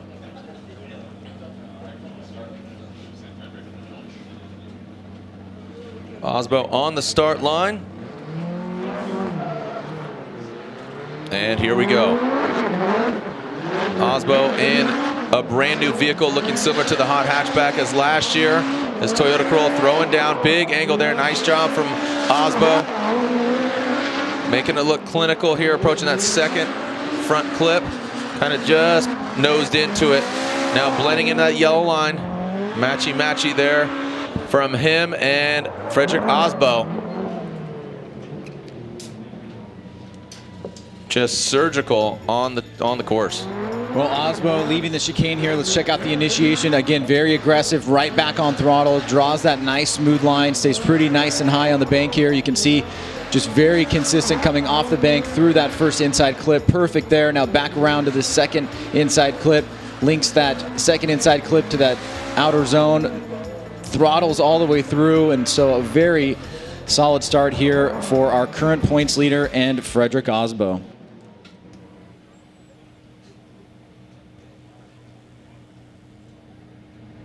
All right, so Osbo awaiting his score. And we will be taking just a short commercial break, get everything reset, and we'll start at the bottom of the order and work our way back up. Again, 31 drivers. 97. And again, 31 drivers. Osbo with a 97, he jumps to the lead, wow, jumps to the front of the pack. He is your number one qualifier, a 97 from Frederick Osbo. So, can Osbo be taken down here on this second run from all the drivers? We will find out when we come back. A short commercial break. This is Advanced Auto Parts, Scorched, presented by Fast Orange, round 2 of the Formula Drift Black Magic Pro Championship. When we return, more qualifying the second run for all the drivers when we come back.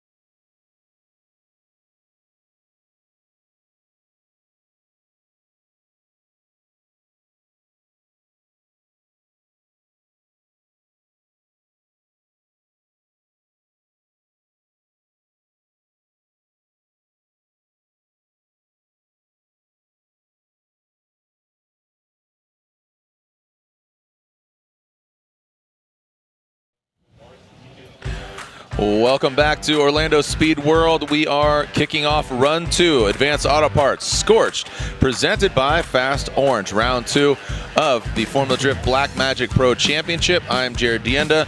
Joining me in the booth once again for another year, another good time, Ryan Sage, as well as we have yet to get on comms yet with Ryan Lontaine, one of our 3 judges. He gives insight onto any of the verdicts, but nothing too climatic to get his insight from. But again, Ryan Lontaine, Andy Yen, Brian Eggert are 3 judges scrutinizing the runs. Line, angle, and style. Line are the designated clipping zones. We have our first outside zone. Get as close as you can to that wall for as long as you can. Drop down to the flat portion. You got 2 front clipping points, and then the outer zone, where is denoted by the crease, the fold, the seam. We've deemed it a couple different names. Can you do that to the best of your ability? Right now, again, if you're tuning in live, our #1 qualifier was our last driver. That was Frederick Osbo, who is our current points leader. You can see there the Fast Orange qualifying leaderboard. Osbo with a 97, James Dean with a 96, Paulig with a 96, Peter Vincic right there with a 94, Ryan Turk with a 93, and then Carney an 84 on his first score. So Dean Carney initiating Oracle Lighting, Achilles Tire, Dodge Viper. Well done by him. Look at that, just a nice consistent smoke signal. Smoke, not a criteria, but just an indication of staying on the throttle, burning the tires, keeping that momentum going. Just as I say, that kind of bogs down a little bit towards the latter portion of that second outer zone, but a solid run there. Does that beat an 84? Well, we're definitely seeing good signs here from Dean Carney. Aggressive driving, nice line. You can see smooth transition, nice initiation there. Overall, solid performance here from Dean. As he comes off the bank, you can see really tight on that inside clip. Now moving back around to that second inside clip, linking that second inside clip and that second outer zone. And then around the final turn here, good throttle all the way through is Dean Carney.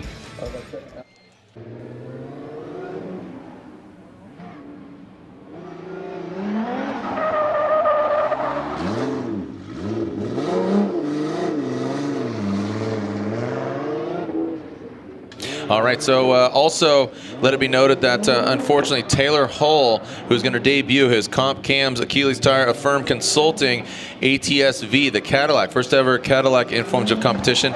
We will not be seeing him here, as he was to run before Dean Carney had some issues, so hopefully we'll be seeing him in his native state of Georgia, as we'll hopefully see him at round 3 of the Formula Drift Black Magic Pro Championship. Dean Carney waiting for his score.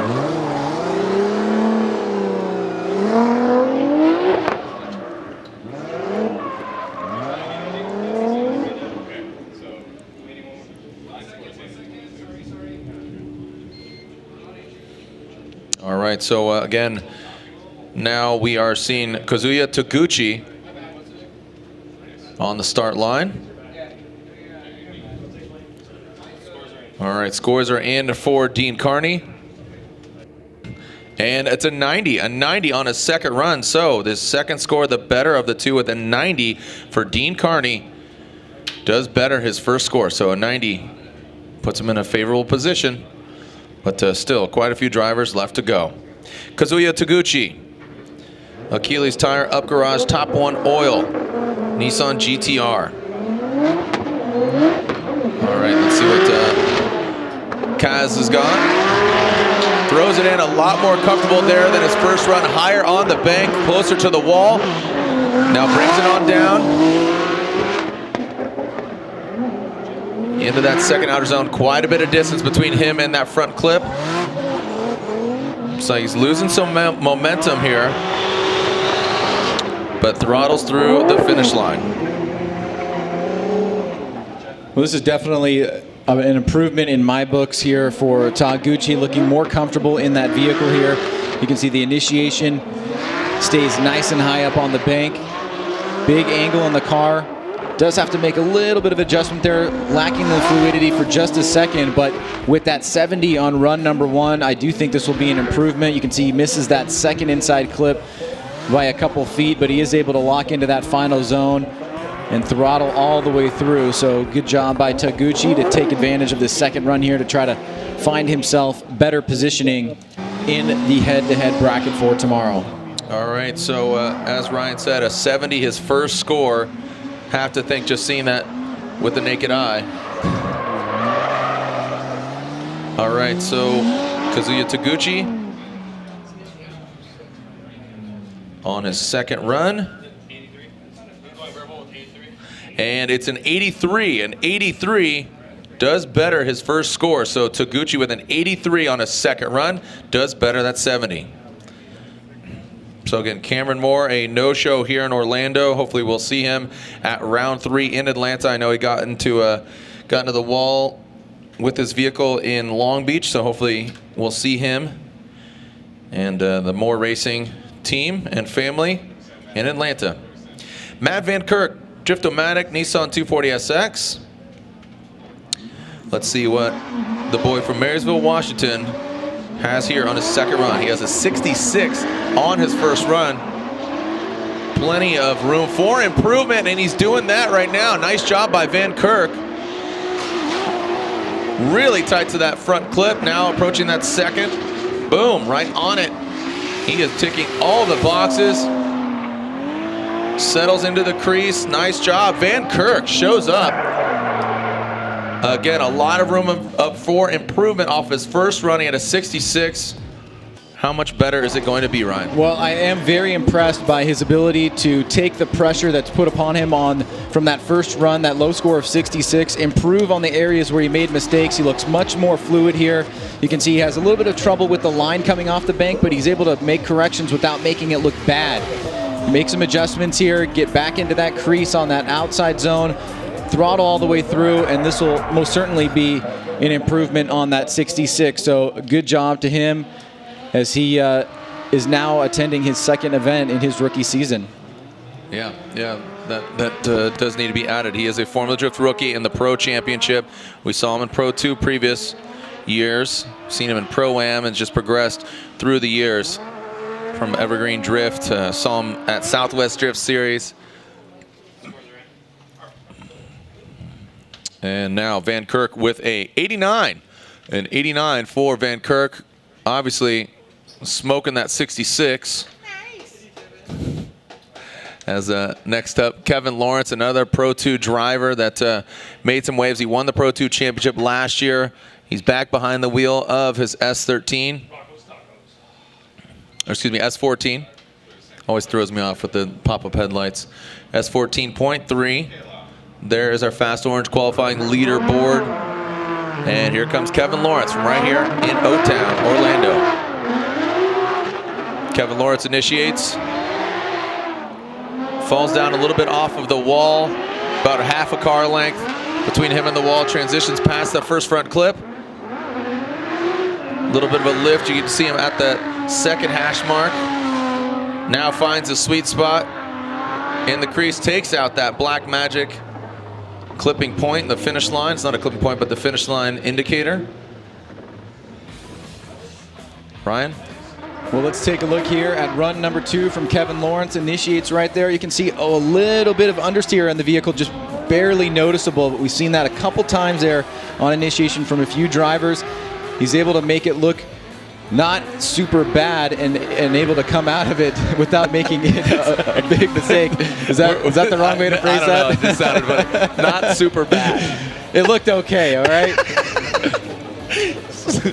Sorry, a couple people were laughing up here, not just me. I admit it was funny. It did have a sense of comedy to it, a sense of irony. Right. But Kevin Lawrence, nonetheless, sitting on a 77, makes that mistake on initiation, the not super bad initiation.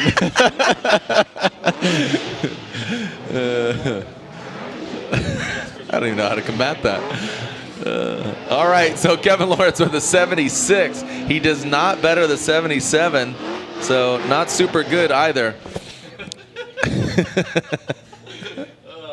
What's a good word for that?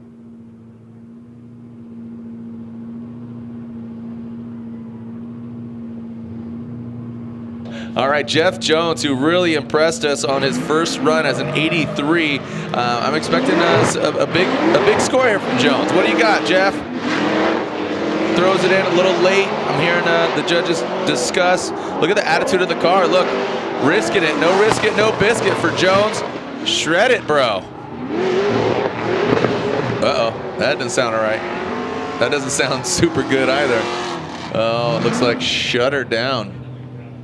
Oh man, unfortunately for Jeff Jones, that will be an incomplete run, but he does have the score of the previous run, which is an 83, so that'll stand be the better of the two. Yeah, you could actually hear the vehicle starting to sound like there's some sort of mechanical failure coming off the bank, but he starts off strong here, nice and high on the bank, makes a little bit of contact there, but stays in it, does not abrupt the line too much. And then right about here, we start to hear something wonky coming from the vehicle. You can see he straightens up here, does reinitiate, but the vehicle underpowered at this point and unable to finish the run. So he will have that incomplete, as you said, Jared, but sitting on that 83, a solid score nonetheless.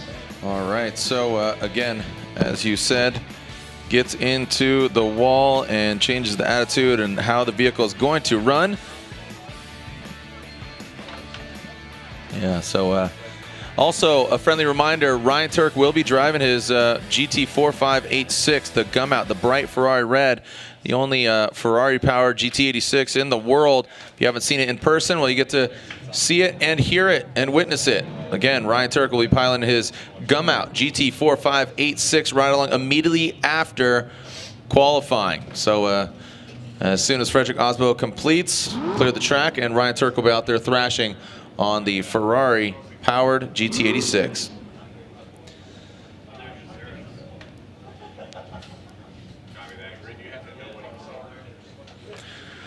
Next up should be Austin Meeks. There's Jeff Jones with the incomplete run. That'll be a 0 on his second run.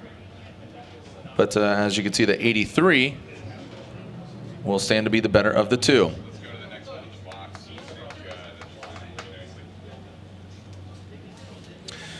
So right now, all the drivers are, no, excuse me, Castro and Meeks, they both have incomplete runs. So right now it is do or die. Oh yeah, and Christoph Bluch, thank you. I missed that one.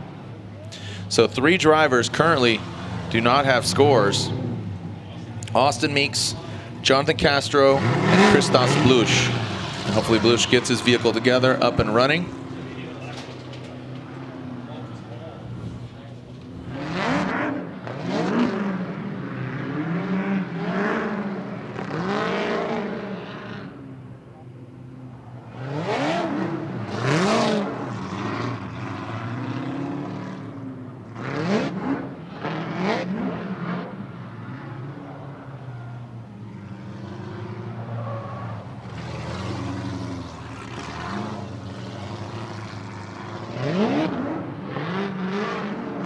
All right, Austin Meeks, that Galp Achilles tire, committed service brand S14.5 Nissan chassis.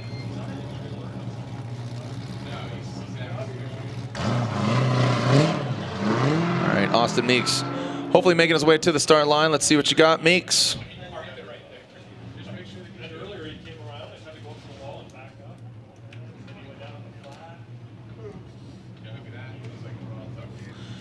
All right, so here we go. Chase, send him. Thumbs up. There we go. And the universal signal for send it. Austin Meeks. Meeks whips it real good. Not super high on the bank. You can see those yellow hash marks denoting the halfway point. They'd like to see him higher than that. Meeks doesn't seem 100% right now. He keeps it sideways, he keeps it between the lines. That will be a score, but I have to think that the car is potentially not 100% right now. But this was do or die. He needed a score. Yeah, and that's the most important thing. He will be into tomorrow's competition, and that's what his team and himself were wanting to make happen. They did make that happen. Obviously, they've got an opportunity to practice in tandem tomorrow before the main competition and get any further bugs that are messing with them or the vehicle worked out. So he does have that score. It won't be the highest one of the session, but nonetheless, he is in to competition. And coincidentally, Ryan, I just got a message from Austin Meeks, so not while I was driving, but I missed this, but he lost 4th gear. So he had no 4th gear. So I appreciate him kind of giving us giving even me an update. So there we go. So some reasoning there. I go to 4th gear. All right. Yeah, both his spotter and Austin Meeks personally sending me a message saying, we done lost a gear.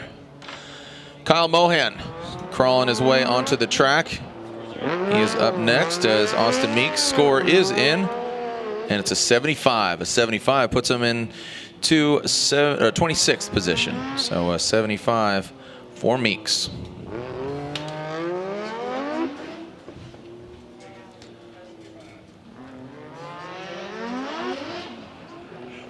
Kyle Mohan, American Ethanol, Mazda Tricks. Nexon Tires, MX-5.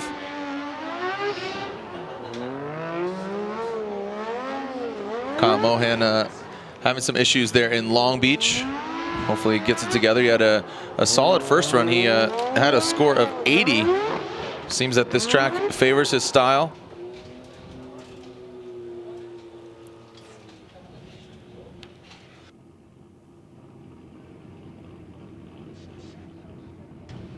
Okay, and we are clear to send. And Mohan with that 80. See if he can find himself higher in qualifying. Currently sitting in 22nd. Initiates, you see him hit the go fast pedal. Some wavering there. Now blazing into the first front clip, and now the second front clip, about 2 hash marks away. Now gets into the crease. And there we go. Nice job by Kyle Mohan. Ryan, do you think that's enough to beat an 80 of his first score? Intuitively, I think it's going to be a little bit better. It may not be a lot better, but he may have just bumped himself up a few spots in the overall lineup. Let's take a look here. You can see he does initiate, gets back on the throttle pretty quickly here. He is nice and high on the bank, which is good for the line points. You can see some wavering there, a tiny bit of wavering. Coming through the center section, you can see he slows down in that section of the course where there is that decel. And then as he tries to connect this last outer zone, he gets into it probably about at the first quarter, so he could have done that a little bit better. But I think it just intuitively, I feel like it's going to be a tiny bit better than his first run. Not super good.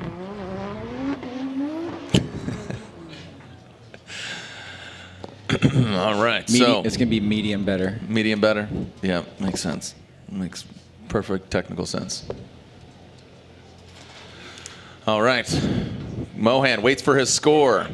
Next up, already on the line, Farouk, an 81. So just medium better. I think small better. Small better, 81. Yeah. So it's an 81 for Mohan. The lurk of determination.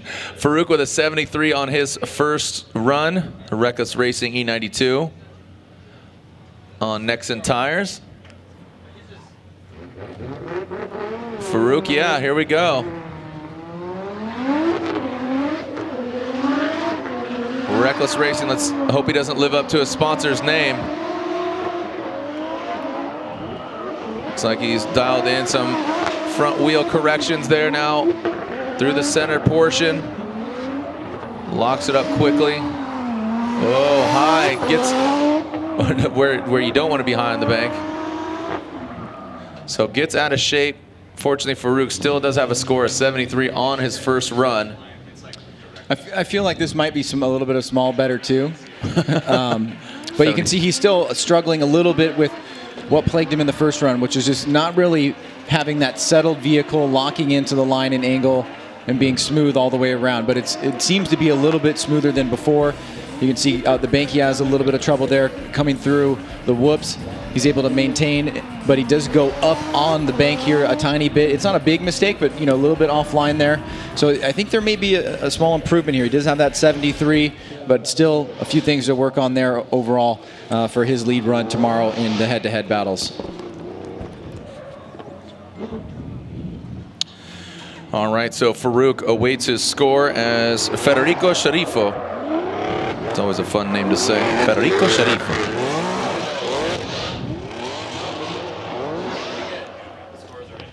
All right, scores are in here for Farouk. And there it is, just a little bit better, 77. You called it, Ryan. You're the Karnak. claims. Federico Sharifo with his Ferrari 599 GTB Fiorino Drift Spec, aka Fiorella. Here we go. Federico, after set ablaze in Long Beach, back wants to get a better score than a 61. A 61 was his first run score. He keeps it off the wall. Twin supercharged V12. Brings it around a lot more settled. Seems like he's found peace with the car.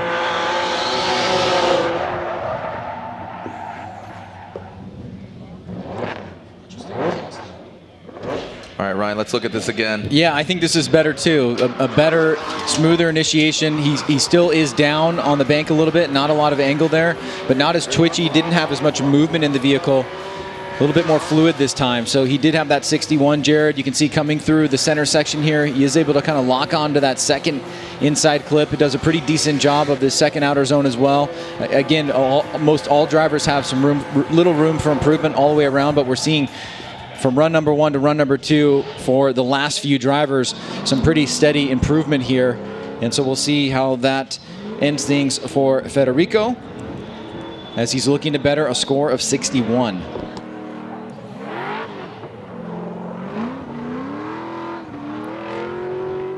All right, scores are in. Does he better 61? And he does considerably with a 73. A 73.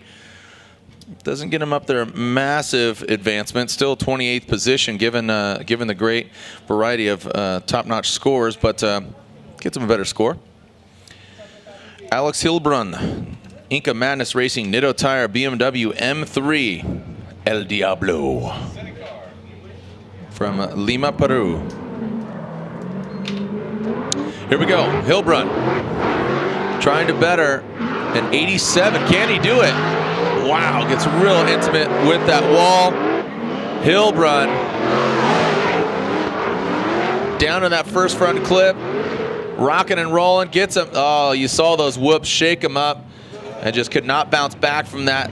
So, unfortunately, incomplete run on his second run. He will have to be confident with an 87. 87, which is still not a schlep of a score.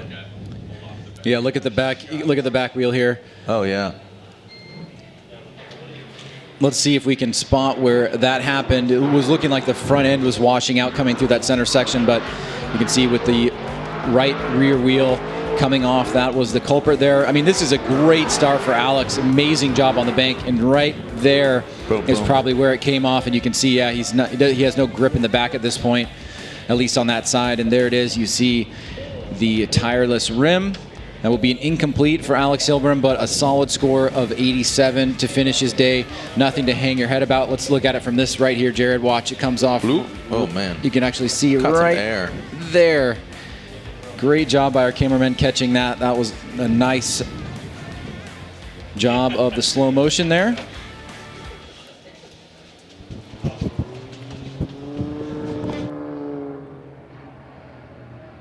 All right, Rad Dan Burkett. Dan Burkett with an 80. The Rad Industries next entire Toyota Supra.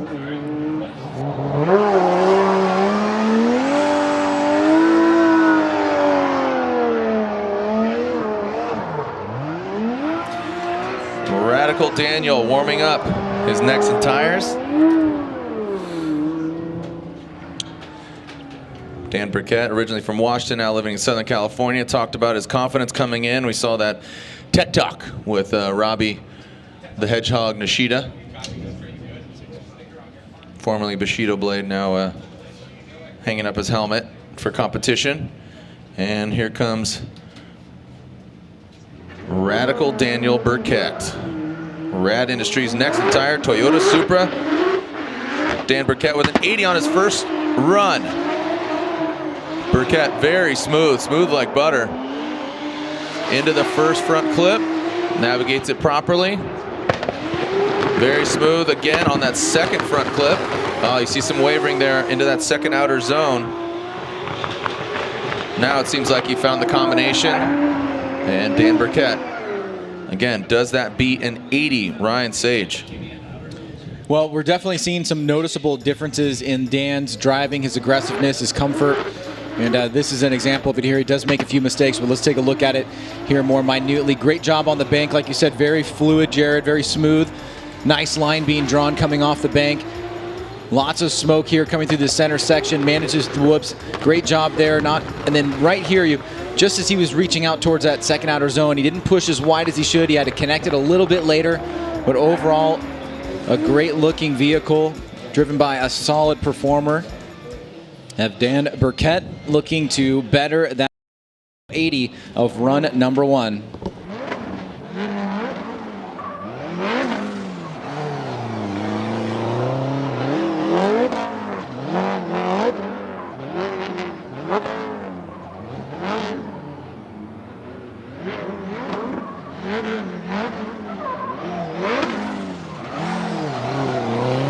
And there's the score of an 81, just barely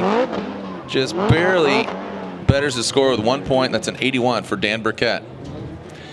All right, this is do or die for Jonathan Castro. Had such a sensational moment. I'd say it was probably the moment of the year in my eyes. It was the battle of the ages, man. It was just so phenomenal, and just to foreshadow what James Dean was going to experience and basically execute last year, the championship. I think he'll tell you that was probably one of the best battles he's ever been in, was last year here with Jonathan Castro. But now Castro fighting to hold on to being into head-to-head competition tomorrow. Just needs a score on the board. Jardot, Metal Dom, Toyota Racing, Toyota GT86 on Nexen tires, transitions into that second front clip. And again, 3, 2, yeah, right, and 1. boom, Castro will make it into competition. Little unnerving there for him, and I'm sure his team as well, but he will be getting a score. How big, how good, how bad, we will see. But let's walk through again, Ryan. Yeah, a collective sigh of relief there from the team and all of his fans. Just trying to hold it together here. A pretty decent run overall. This will probably be in the 80 range or so. I think so. A little off of both of the outer zones. And you can see here he is struggling there with that second outer zone. I would say maybe 80. Okay. Let's see what happens. We'll see where my Oracle crystal ball ends up.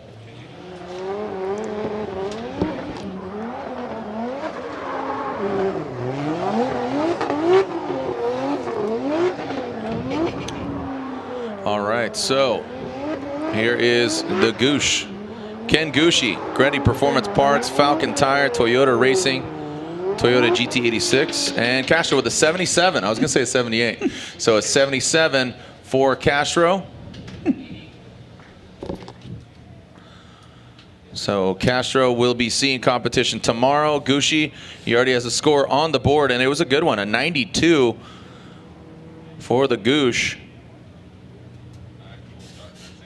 He was 18th coming into this round of competition after our round 1 in Long Beach.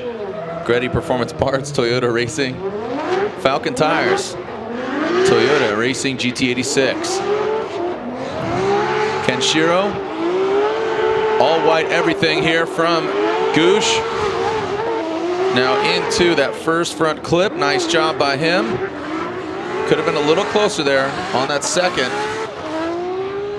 Now looking very poised. Look at that max angle. That counter steer was insane.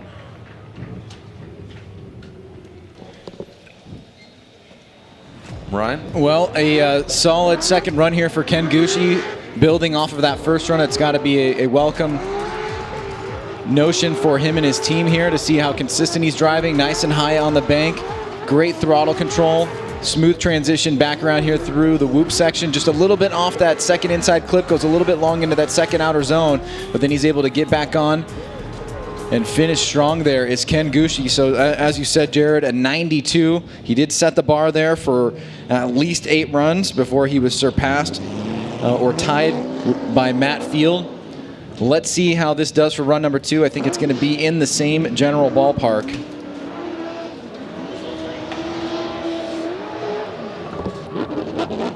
All right, so Ken Gushi with a 90 on his second score. That puts him into 6th position. So a 92 on his first run will be the better of the two. And again, another Formula Drift rookie here with that of Dirk Stratton. Dirk Stratton, an 85 in his Lingenfelter Performance Achilles Tire Stratton Chevrolet Corvette. And here comes Dirk. Whoa, wiggling his way into the wall. Keeps it off it, really foot down. Hammer down Dirk. See some quick correction there to make sure he doesn't hit that second front clip. Now into that second outer zone. Got out to that outside line, but it's kind of halfway through the radius of that turn. But man, Dirk Stratton not lifting. Well, you can see why some of the Pro 2 field decided to opt for that Pro 1 license. Dirk fighting for that championship last year. Came up a little bit short to Kevin Lawrence, but you can see why. He has a confidence here. Great move on initiation, very aggressive, high-risk maneuver. Is able to lock it in pretty well. Could have been a little bit higher on the bank. You can see he's a little bit shallow here or short on this second outer zone. But overall, aggressive driving. This will definitely suit him well in the head-to-head competitions. He's got that 85 on run number 1. We'll see if he's able to hold that score or build upon it. And he is now done for the day. So a great performance here in Orlando by Dirk Stratton. All right, so Dirk Stratton, the scores are in. Does that better, an 85, and it does, a 90. A 90 on his second score. That is a 90 for Dirk Stratton. Puts him into 9th position. So well done, Mr. Stratton. Next up, Vaughn Gittin Jr. We're halfway through our top 32, or what was to be 32, because now Vaughn Gittin Jr. 16th in points, just after one round. Vaughn Gittin Jr. in the Monster Energy Nitto Tire Ford Performance Mustang RTR. Now Vaughn Gittin Jr. just debuting a video yesterday there, that Raptor drifting on the Nürburgring. I don't know if you saw that. Pretty cool video. Vaughn Gittin Jr. I believe it was 89 or 84. Can't even read my own writing there. 84. Thank you for clarifying. All right, here we go. Vaughn Gittin Jr. sitting at 18th with an 84. I know he wants to better it. Oh, Vaughn. Oh! Oh, saved it. Keeps it off the wall. That's a... Over here, the judges, are they going to salvage that as a scoreable run, or is that incomplete, Ryan? Well, whatever it was nothing less than a beautiful save. That could have been very scary. I mean, you can actually kind of see it starting to build up. Watch how fast he comes out of the gate and how fast his transition or this initiation is. Boom, right to angle, gets right on the throttle, and right here he's touching the wall. Boom, and there he notices the back end starting to be sucked in. He gets on the brakes, and I am hearing over the comms, Jared, that they are going to give that an incomplete, but you have to say with an 84, that's fine. Save the vehicle. You don't want to be here all night. And for him, here, let's take a look at it here from this perspective, Jared. Up here, this is where he's going to start touching the wall. Watch the front wheels here are turning, and then right there, he locks it up, realizes he's got to get out of this, and he's off the wall, and then at that point, he's safe. Yeah, and the tire, the gumballs, all the rubber built up, and all the tire debris. There it is. It is an incomplete run. It's official. And so again, the tire particulates will get underneath the tires, and it'll cause it to slip and slide even more and go into the wall. So, as you said, Ryan, he saved that, saved the car. He will see another day. Matt Kaufman Racing, Thunderbolt Racing Fuel, Achilles tires, 240SX.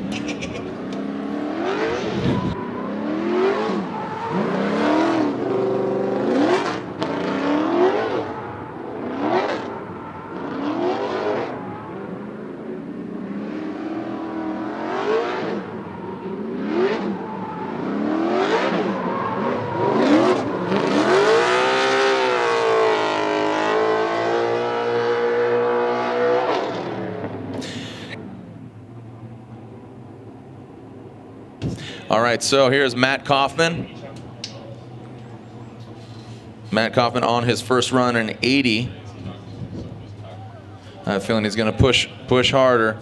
Okay, look at those 97, 96. Osbo, Dean Pollock, 1, 2, and 3. You got Vincic with a 94, Turk with a 93. So some high scores here. Kent Kaufman get up in the mix. Yes, sir. Coffin really riding that wall for a long time. Pulling it on in. That second front clip. Look at this guy ripping. Shred it, bro. Whew. Man possessed. Gaining a lot of applause from the fans here in the building.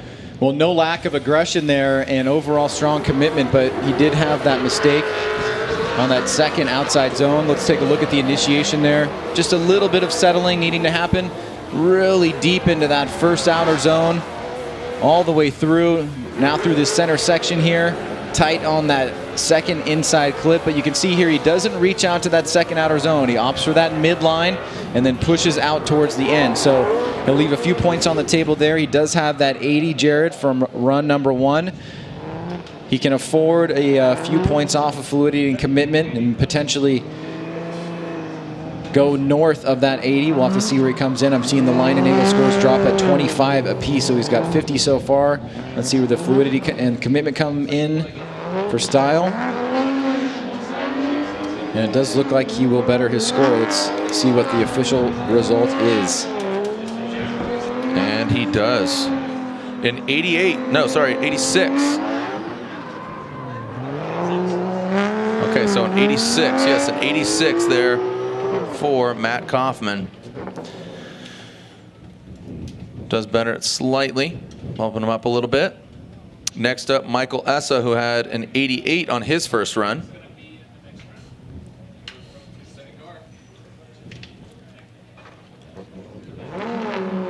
And here comes Michael Essa. Essa Autosports, BMW M3. Big angle there from Essa. You can hear him just really pinning it to win it.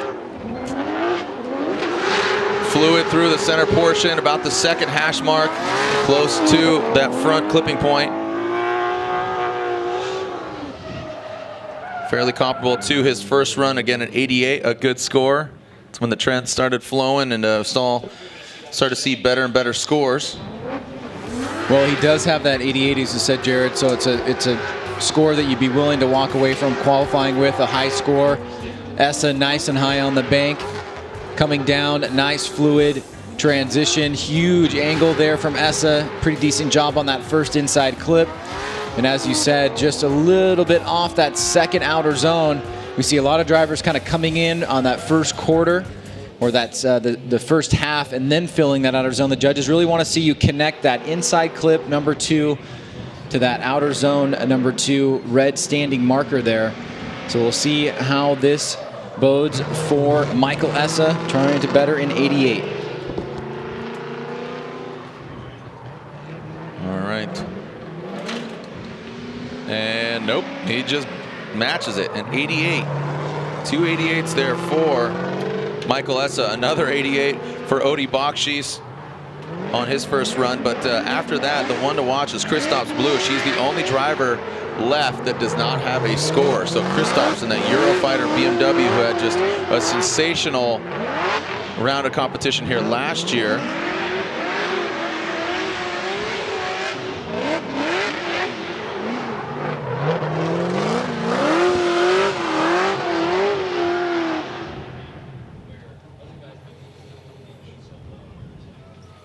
Odie Bakshi's warms him up, talking about his Falcon tires, ready to throw down. Odie in his supercharged LS. Nissan, here we go. Odie Bakshi's. Yes, well done. Quick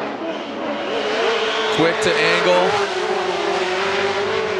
Does not lift. Gets through the whoops, unscathed.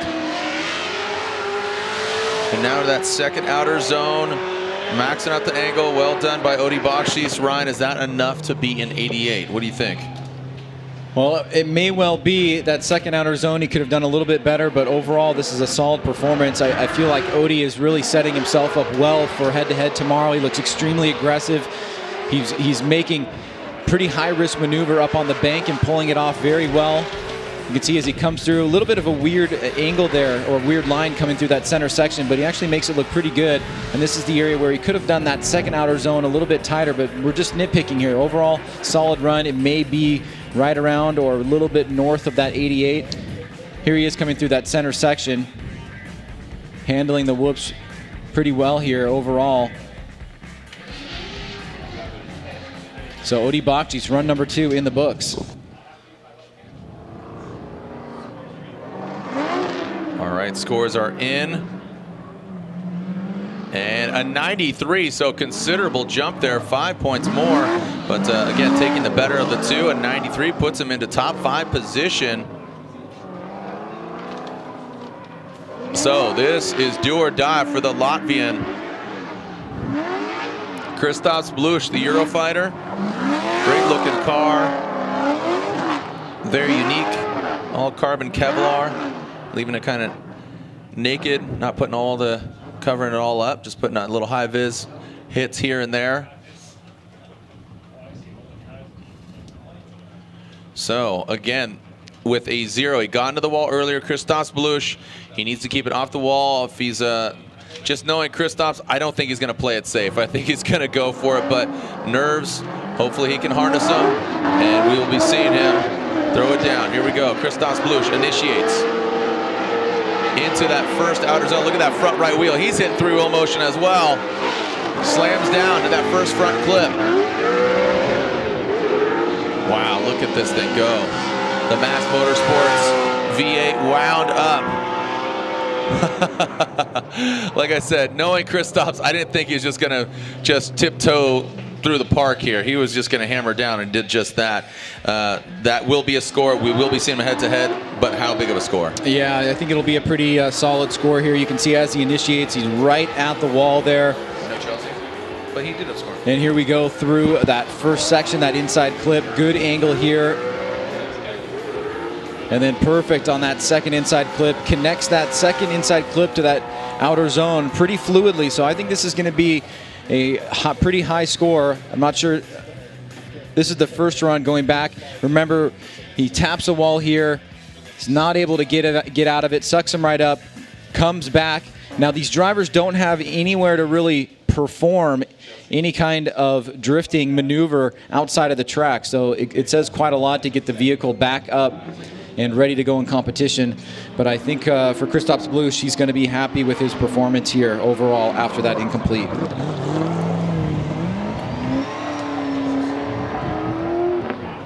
And boom, a 92 from 0 to 92. Kristaps, a solid score, puts him into 8th position. Our next driver was to be Chelsea Denofa. We heard from his spotter. He says he's going to scratch his second run, just be content with that 87 on his first score. Dio Shihara, who has a 92 as well on his first run, he's going to try to better it as well. Remember, we have the Black Magic Top Qualifier Award. Not only do they get a case of Black Magic product, but also a $500 check from Black Magic. So again, who's going to be our Black Magic Top Qualifier Award winner here at Orlando? Right now, it's Frederick Osbo. Can he be taken down? Dio Shihara initiates. Turn 14 distribution into turn 1. Very fluid. You can hear the turbocharged LS just whining, suck, squish, bang, boom. Well done by the Formula Drift veteran of 15 years, Dio Shihara. Turn 14 distribution, Falcon Tires, Subaru BRZ, Daichiro Yoshihara. So let's look at this again. Again, he's already sitting on a 92, which is an impressive score. Gives himself a safe distance off the wall. Goes in there. This is where I think he's really smooth. You see the car barely get disrupted compared to some of the other vehicles in that whoop section. Just really right on that yellow line. So Dio Shihara with that 92. Is that enough to better it? We are into the top 10 drivers now in the standings. And he does not, a 90 on his second score. So the 92 will stand to be the better of the two, his first score. Next up, Matt Field. You can hear the Corvette, the teal and blue. The Wish Borla exhaust Falcon tires Corvette. The Beast from the Bay from San Jose, California.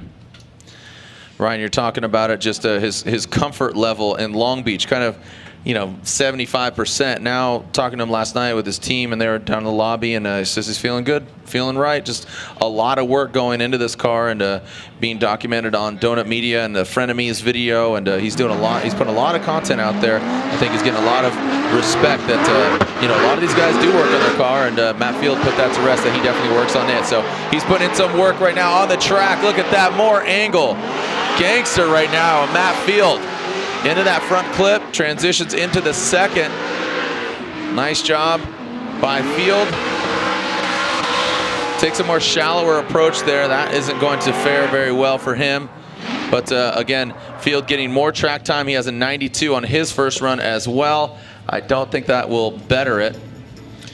Well, he started off very strong here, and again, looking at this overhead shot, initiates right back on throttle. He's very close to the wall, and he just takes that line very nicely, smooth, right up on the bank. Great job there, but comes a little unstuck here as he comes through this center section and hits this second inside clip. Right there, it looks like he just kind of loses momentum and then gets back on the throttle, so you have to wonder what happened there, but it will not match likely his 92 of run number one, but overall a strong performance for him in this afternoon's competition.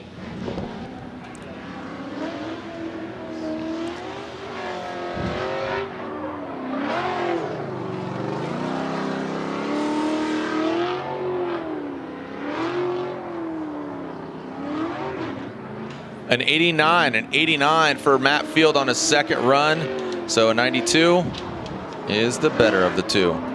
Speaking of 89, Alec Honadell has an 89 on his first run. Honadell here in the Fast Orange Advanced Auto Parts Nexen tires. That supercharged V8 under the hood. He is a Floridian as well. He's from Destin, Florida.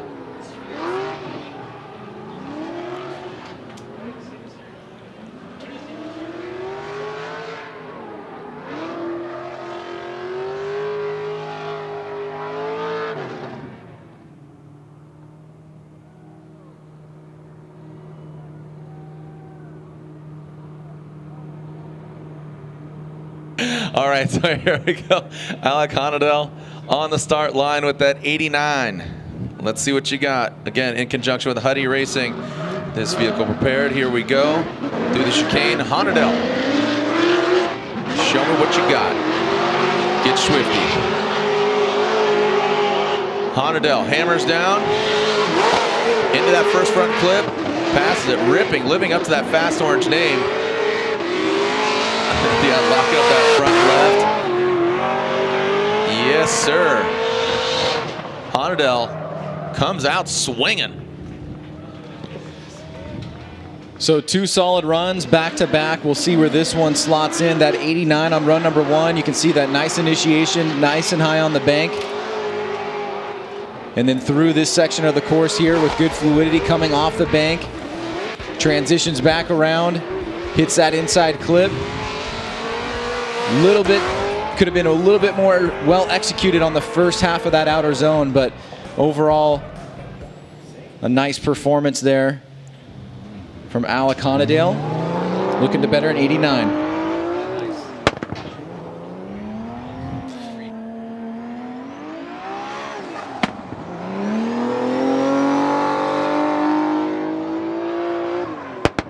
All right, so Ryan Turk now warming up his tires.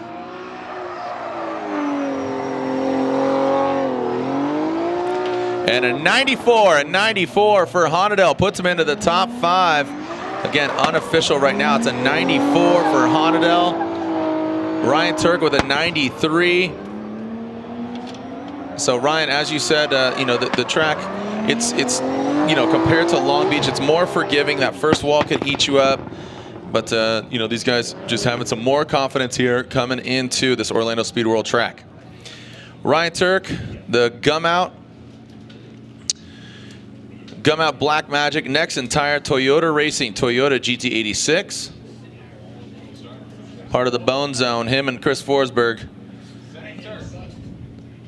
Get in the zone, the Bone Zone. Here we go. Ryan Turk, what do you got? Ryan Turk initiates into that first outer zone. Tries to blend into the wall, comes off it a little early, but nice ripping past that first front clip, transitioning past the second. Massive angle there. Again, already on a 93, trying to better it. Next entire smoke just filling OSW here. Living up to that scorched name that we've deemed this round. Well, again, another encouraging performance here for Ryan Turk and his team. 2 consistent, solid runs. Looking to be in the 90s on the second run as well. He had that 93. You can see a lot of the work being done on that initiation and the line being drawn from the bank, now coming down off into this center section. Great job through that second inside clip. Connecting at the beginning of that outer zone, comes out of it for a second, and then you can see him driving into his own smoke that's being blown off of the bank. Either way, a strong overall performance from Ryan Turk, putting down 2 clean runs. He's got that 93. We'll see how this one fares. Certainly going to be in the general ballpark. But here we go with the judges. And speaking of Ryan Turk, he will be piloting his Gum Out GT4586 right after qualifying, and no, a 90 will be his second score. So a 93 on his first run is the better of the 2. So juiced on his first run. How we doing, Yer? As again, Gum Out GT4586 will be piloted after qualifying here. Our final driver will be Frederick Osbo, who is our current qualifying leader with a 97. Here comes the other member of the Bone Zone. We got Chris Forsberg in that NOS Energetic 370Z on Nexen tires. Running a VQ setup compared to previous years of the VK, the V8. And we're ready to send it. Here we go. Forsberg, the Force, the only 3-time Formula Drift champion. Initiating slowly into the wall. And now steps it up, ramps it up, hammer down. Into that first front clip. Avoids the whoops. Into that second front clip. And now gets into the groove and dials it in as Forsberg. All right, so Forsberg with an 89 on his first run. Really interesting approach here, kind of coming down for Forsberg, initiating and then catching himself as he goes up the bank. Really like the way that he executed that. It serves him well as he has a very fluid, consistent line up on the bank, now coming down into the center section. Nice and tight here through that first inside clip. Connects that second outer zone very well here. And then just coming off a little bit early, looking a little bit tentative there, maybe losing some of that power through that last section of the course there. He does have that 89. See if he can break into the 90s here. Yeah, it did sound a little weird. Even the judges made the observation the car sounded weird, kind of breaking up and had almost like a tearing sound. So interesting audible. And a 90, so he does better. His first score, a 90 for Forsberg, puts him into 12th, even with a 90. That's crazy, right? So, dude, you're crazy, bro. You got top 5 drivers now: Justin Pollock, James Dean, Peter Vincic, Forrest Wang, and Frederick Osbo. Here is JTP Justin Pollock in his Falcon Tires Roush Performance Ford Mustang. Justin Pollock had a 96 on his first run. You can see Pollock already in the top 3 in qualifying today on the Fast Orange qualifying leaderboard. Osbo, the guy to beat with a 97. It's going to need to be near perfect. Pollock. Here we go. Aggressive flick into the wall. Keeps it off the wall. Pollock hammering down, originally from Kalamazoo, Michigan. Now in Southern California, takes out that second front clip. Gets really deep in that outer zone. Dancing, flirting with exceeding it. Man, Pollock really wants his #1 qualifying spot. Yes, if desire was an attribute, that would definitely be the #1 qualifier. He certainly was putting it all on the line there. He as well taking that approach, locking into that initiation, holding that line. Great job by Justin Pollock. He was off the rev limiter here, then caught another gear coming through this section. Perfect on that first inside clip, just goes up on that second outer zone, but really there's not many other mistakes. And you can see he was driving with commitment. He had the fluidity, the line and angle were pretty much there. He has that 96 on run number 1. I don't know if it's going to better, but it is going to be another solid score for Justin Pollock, who continues to look very strong in this 2018 season.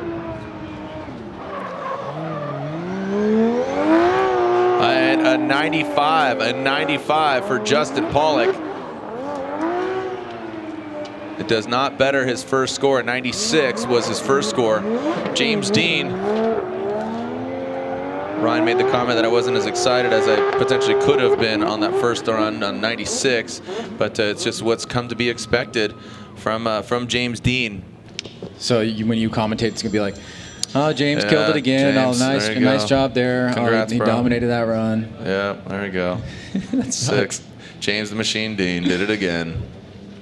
No, I'll get fully torqued if you want me to. We can get, it's, I don't know, step it up, dude. The machine's got to throw down. You haven't brought out a woo this year yet. Yeah, I don't know. Those are hard press. Yeah, right? those are hard press. Little O Doctors, it's not forced. It's not contrived. It's genuine. And here we go, James Dean. So you ask and you shall receive, right? So James Dean steps it up, sticks to the wall, transitions, quick little hop, skip and a jump, bang, right on that second front zone. Oh man, and then, I mean, come on. Can't even see him. Look, first you see him, now you don't. He's out. So if I remember correctly, you got a couple points off in 2 areas. One was angle and one was line, if I remember correctly. So let's take a look at this again. You can see he locks up the brake for a second, then he's right back on throttle. Very nice job on the line here by James Dean. Massive throttle coming through this center section, just a slight lift for a second, but look at the smoke line does not dissipate. You can see full commitment here. He just misses that one little tiny 6-foot section of that beginning part of that second outer zone, but he made it look very clean and smooth and fluid. He's got that 96.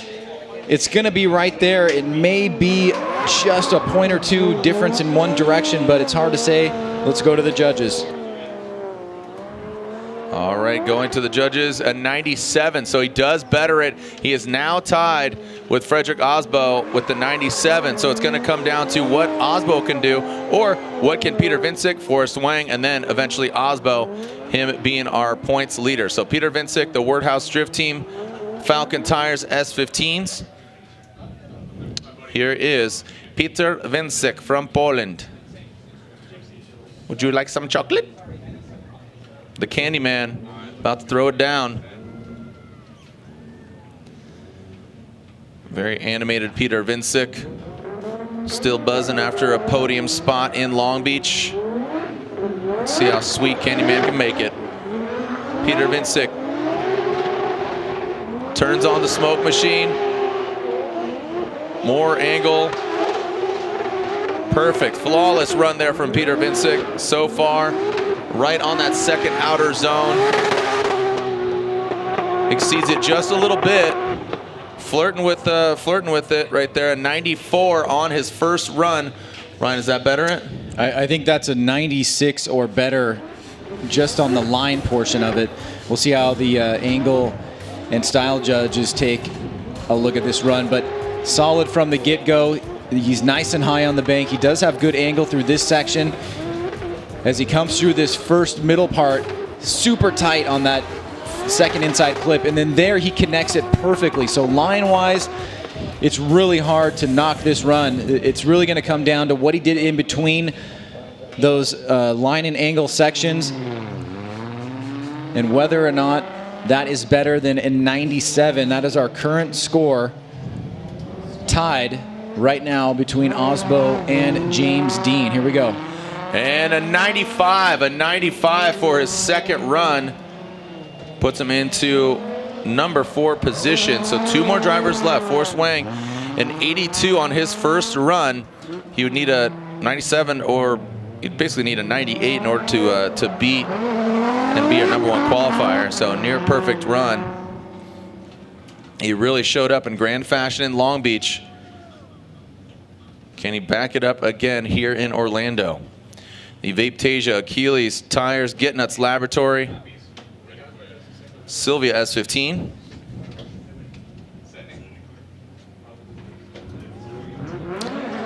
Forrest Wang leaves the start line. What do you got for us, Forrest? An 82 on his first run. He knew he needed more speed this year. He says the team has changed things up considerably, and it's showing right here how fast goes through that middle section into that second outer zone. This looks a little stronger than his first run because, again, remember, if you can recall, on his first run, he hit the wall, and it did change the attitude of the car, threw him off the rest of his line, but a lot more poise here. Yeah, he certainly has nowhere to go but up, considering that 82 in run number 1, had that mistake on initiation.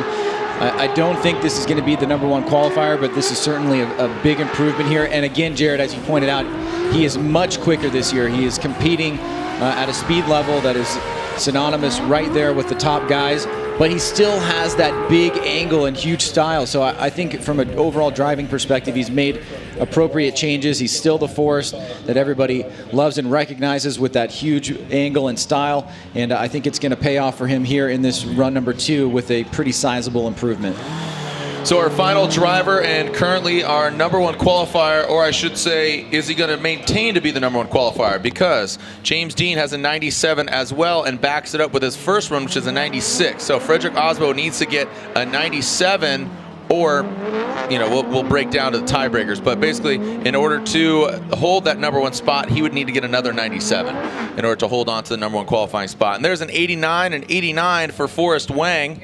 That is his second run. He does better it. Look at that, score of 89, only qualifying 15th position right now. Okay, so Frederick Osbo, this is our final driver. Don't go anywhere. Ryan Turk and his GT4586 is hitting the track. Here we go, our final qualifying driver, Frederick Osbo, Rockstar Energy Drink. Next, entire Toyota race, Toyota Corolla. Can he go back-to-back with 97s? Osbo puts the car in the right places. Transitions, barely even bothered by the whoop section, and then just puts that back right tire right on that line. Man, that could have done it. That could have sealed it. This is paradigmatic of wow, that's a big word. The true athlete, I think, that Frederick Osbo represents. When the pressure is on, when it's time to perform, he comes through time and time again. Here it is right here, a strong initiation, locks into angle, stays on that line, doesn't waver from it through this center section here. Now watch the way he links this second inside clip to the outer zone. Right there, locks it in, stays on all the way through. That was the one little mistake we saw from Dean when he got his 97. And maybe this is something that will keep Osbo out ahead if he can get a 97 or better. Here it is, perfect on that second inside clip. And then right there, he enters it on that very beginning stage of that outer zone and does not waver. So from a line perspective, you really can't make any critical judgment of that at all. It was basically perfect. Now the question is whether or not the angle is up to speed and any of the style factors are going to play a role here as we take a look at the score. But I have to say it's going to be at least a 97. He should hold it. And did we see a perfect run? I mean, when you try to scrutinize, I would say maybe on initiation, could have been a little deeper. Didn't have that overall impact, but that's just ticking the boxes. So here we go. What are we going to see? Is he still your #1 qualifier? What's the score for Frederick Osbo on his second run? 97 once again. A 99, a near perfect run, a 99 for Frederick Osbo. Backs up a 97 with a 99. The target is definitely on his back, the Rockstar Energy Drink.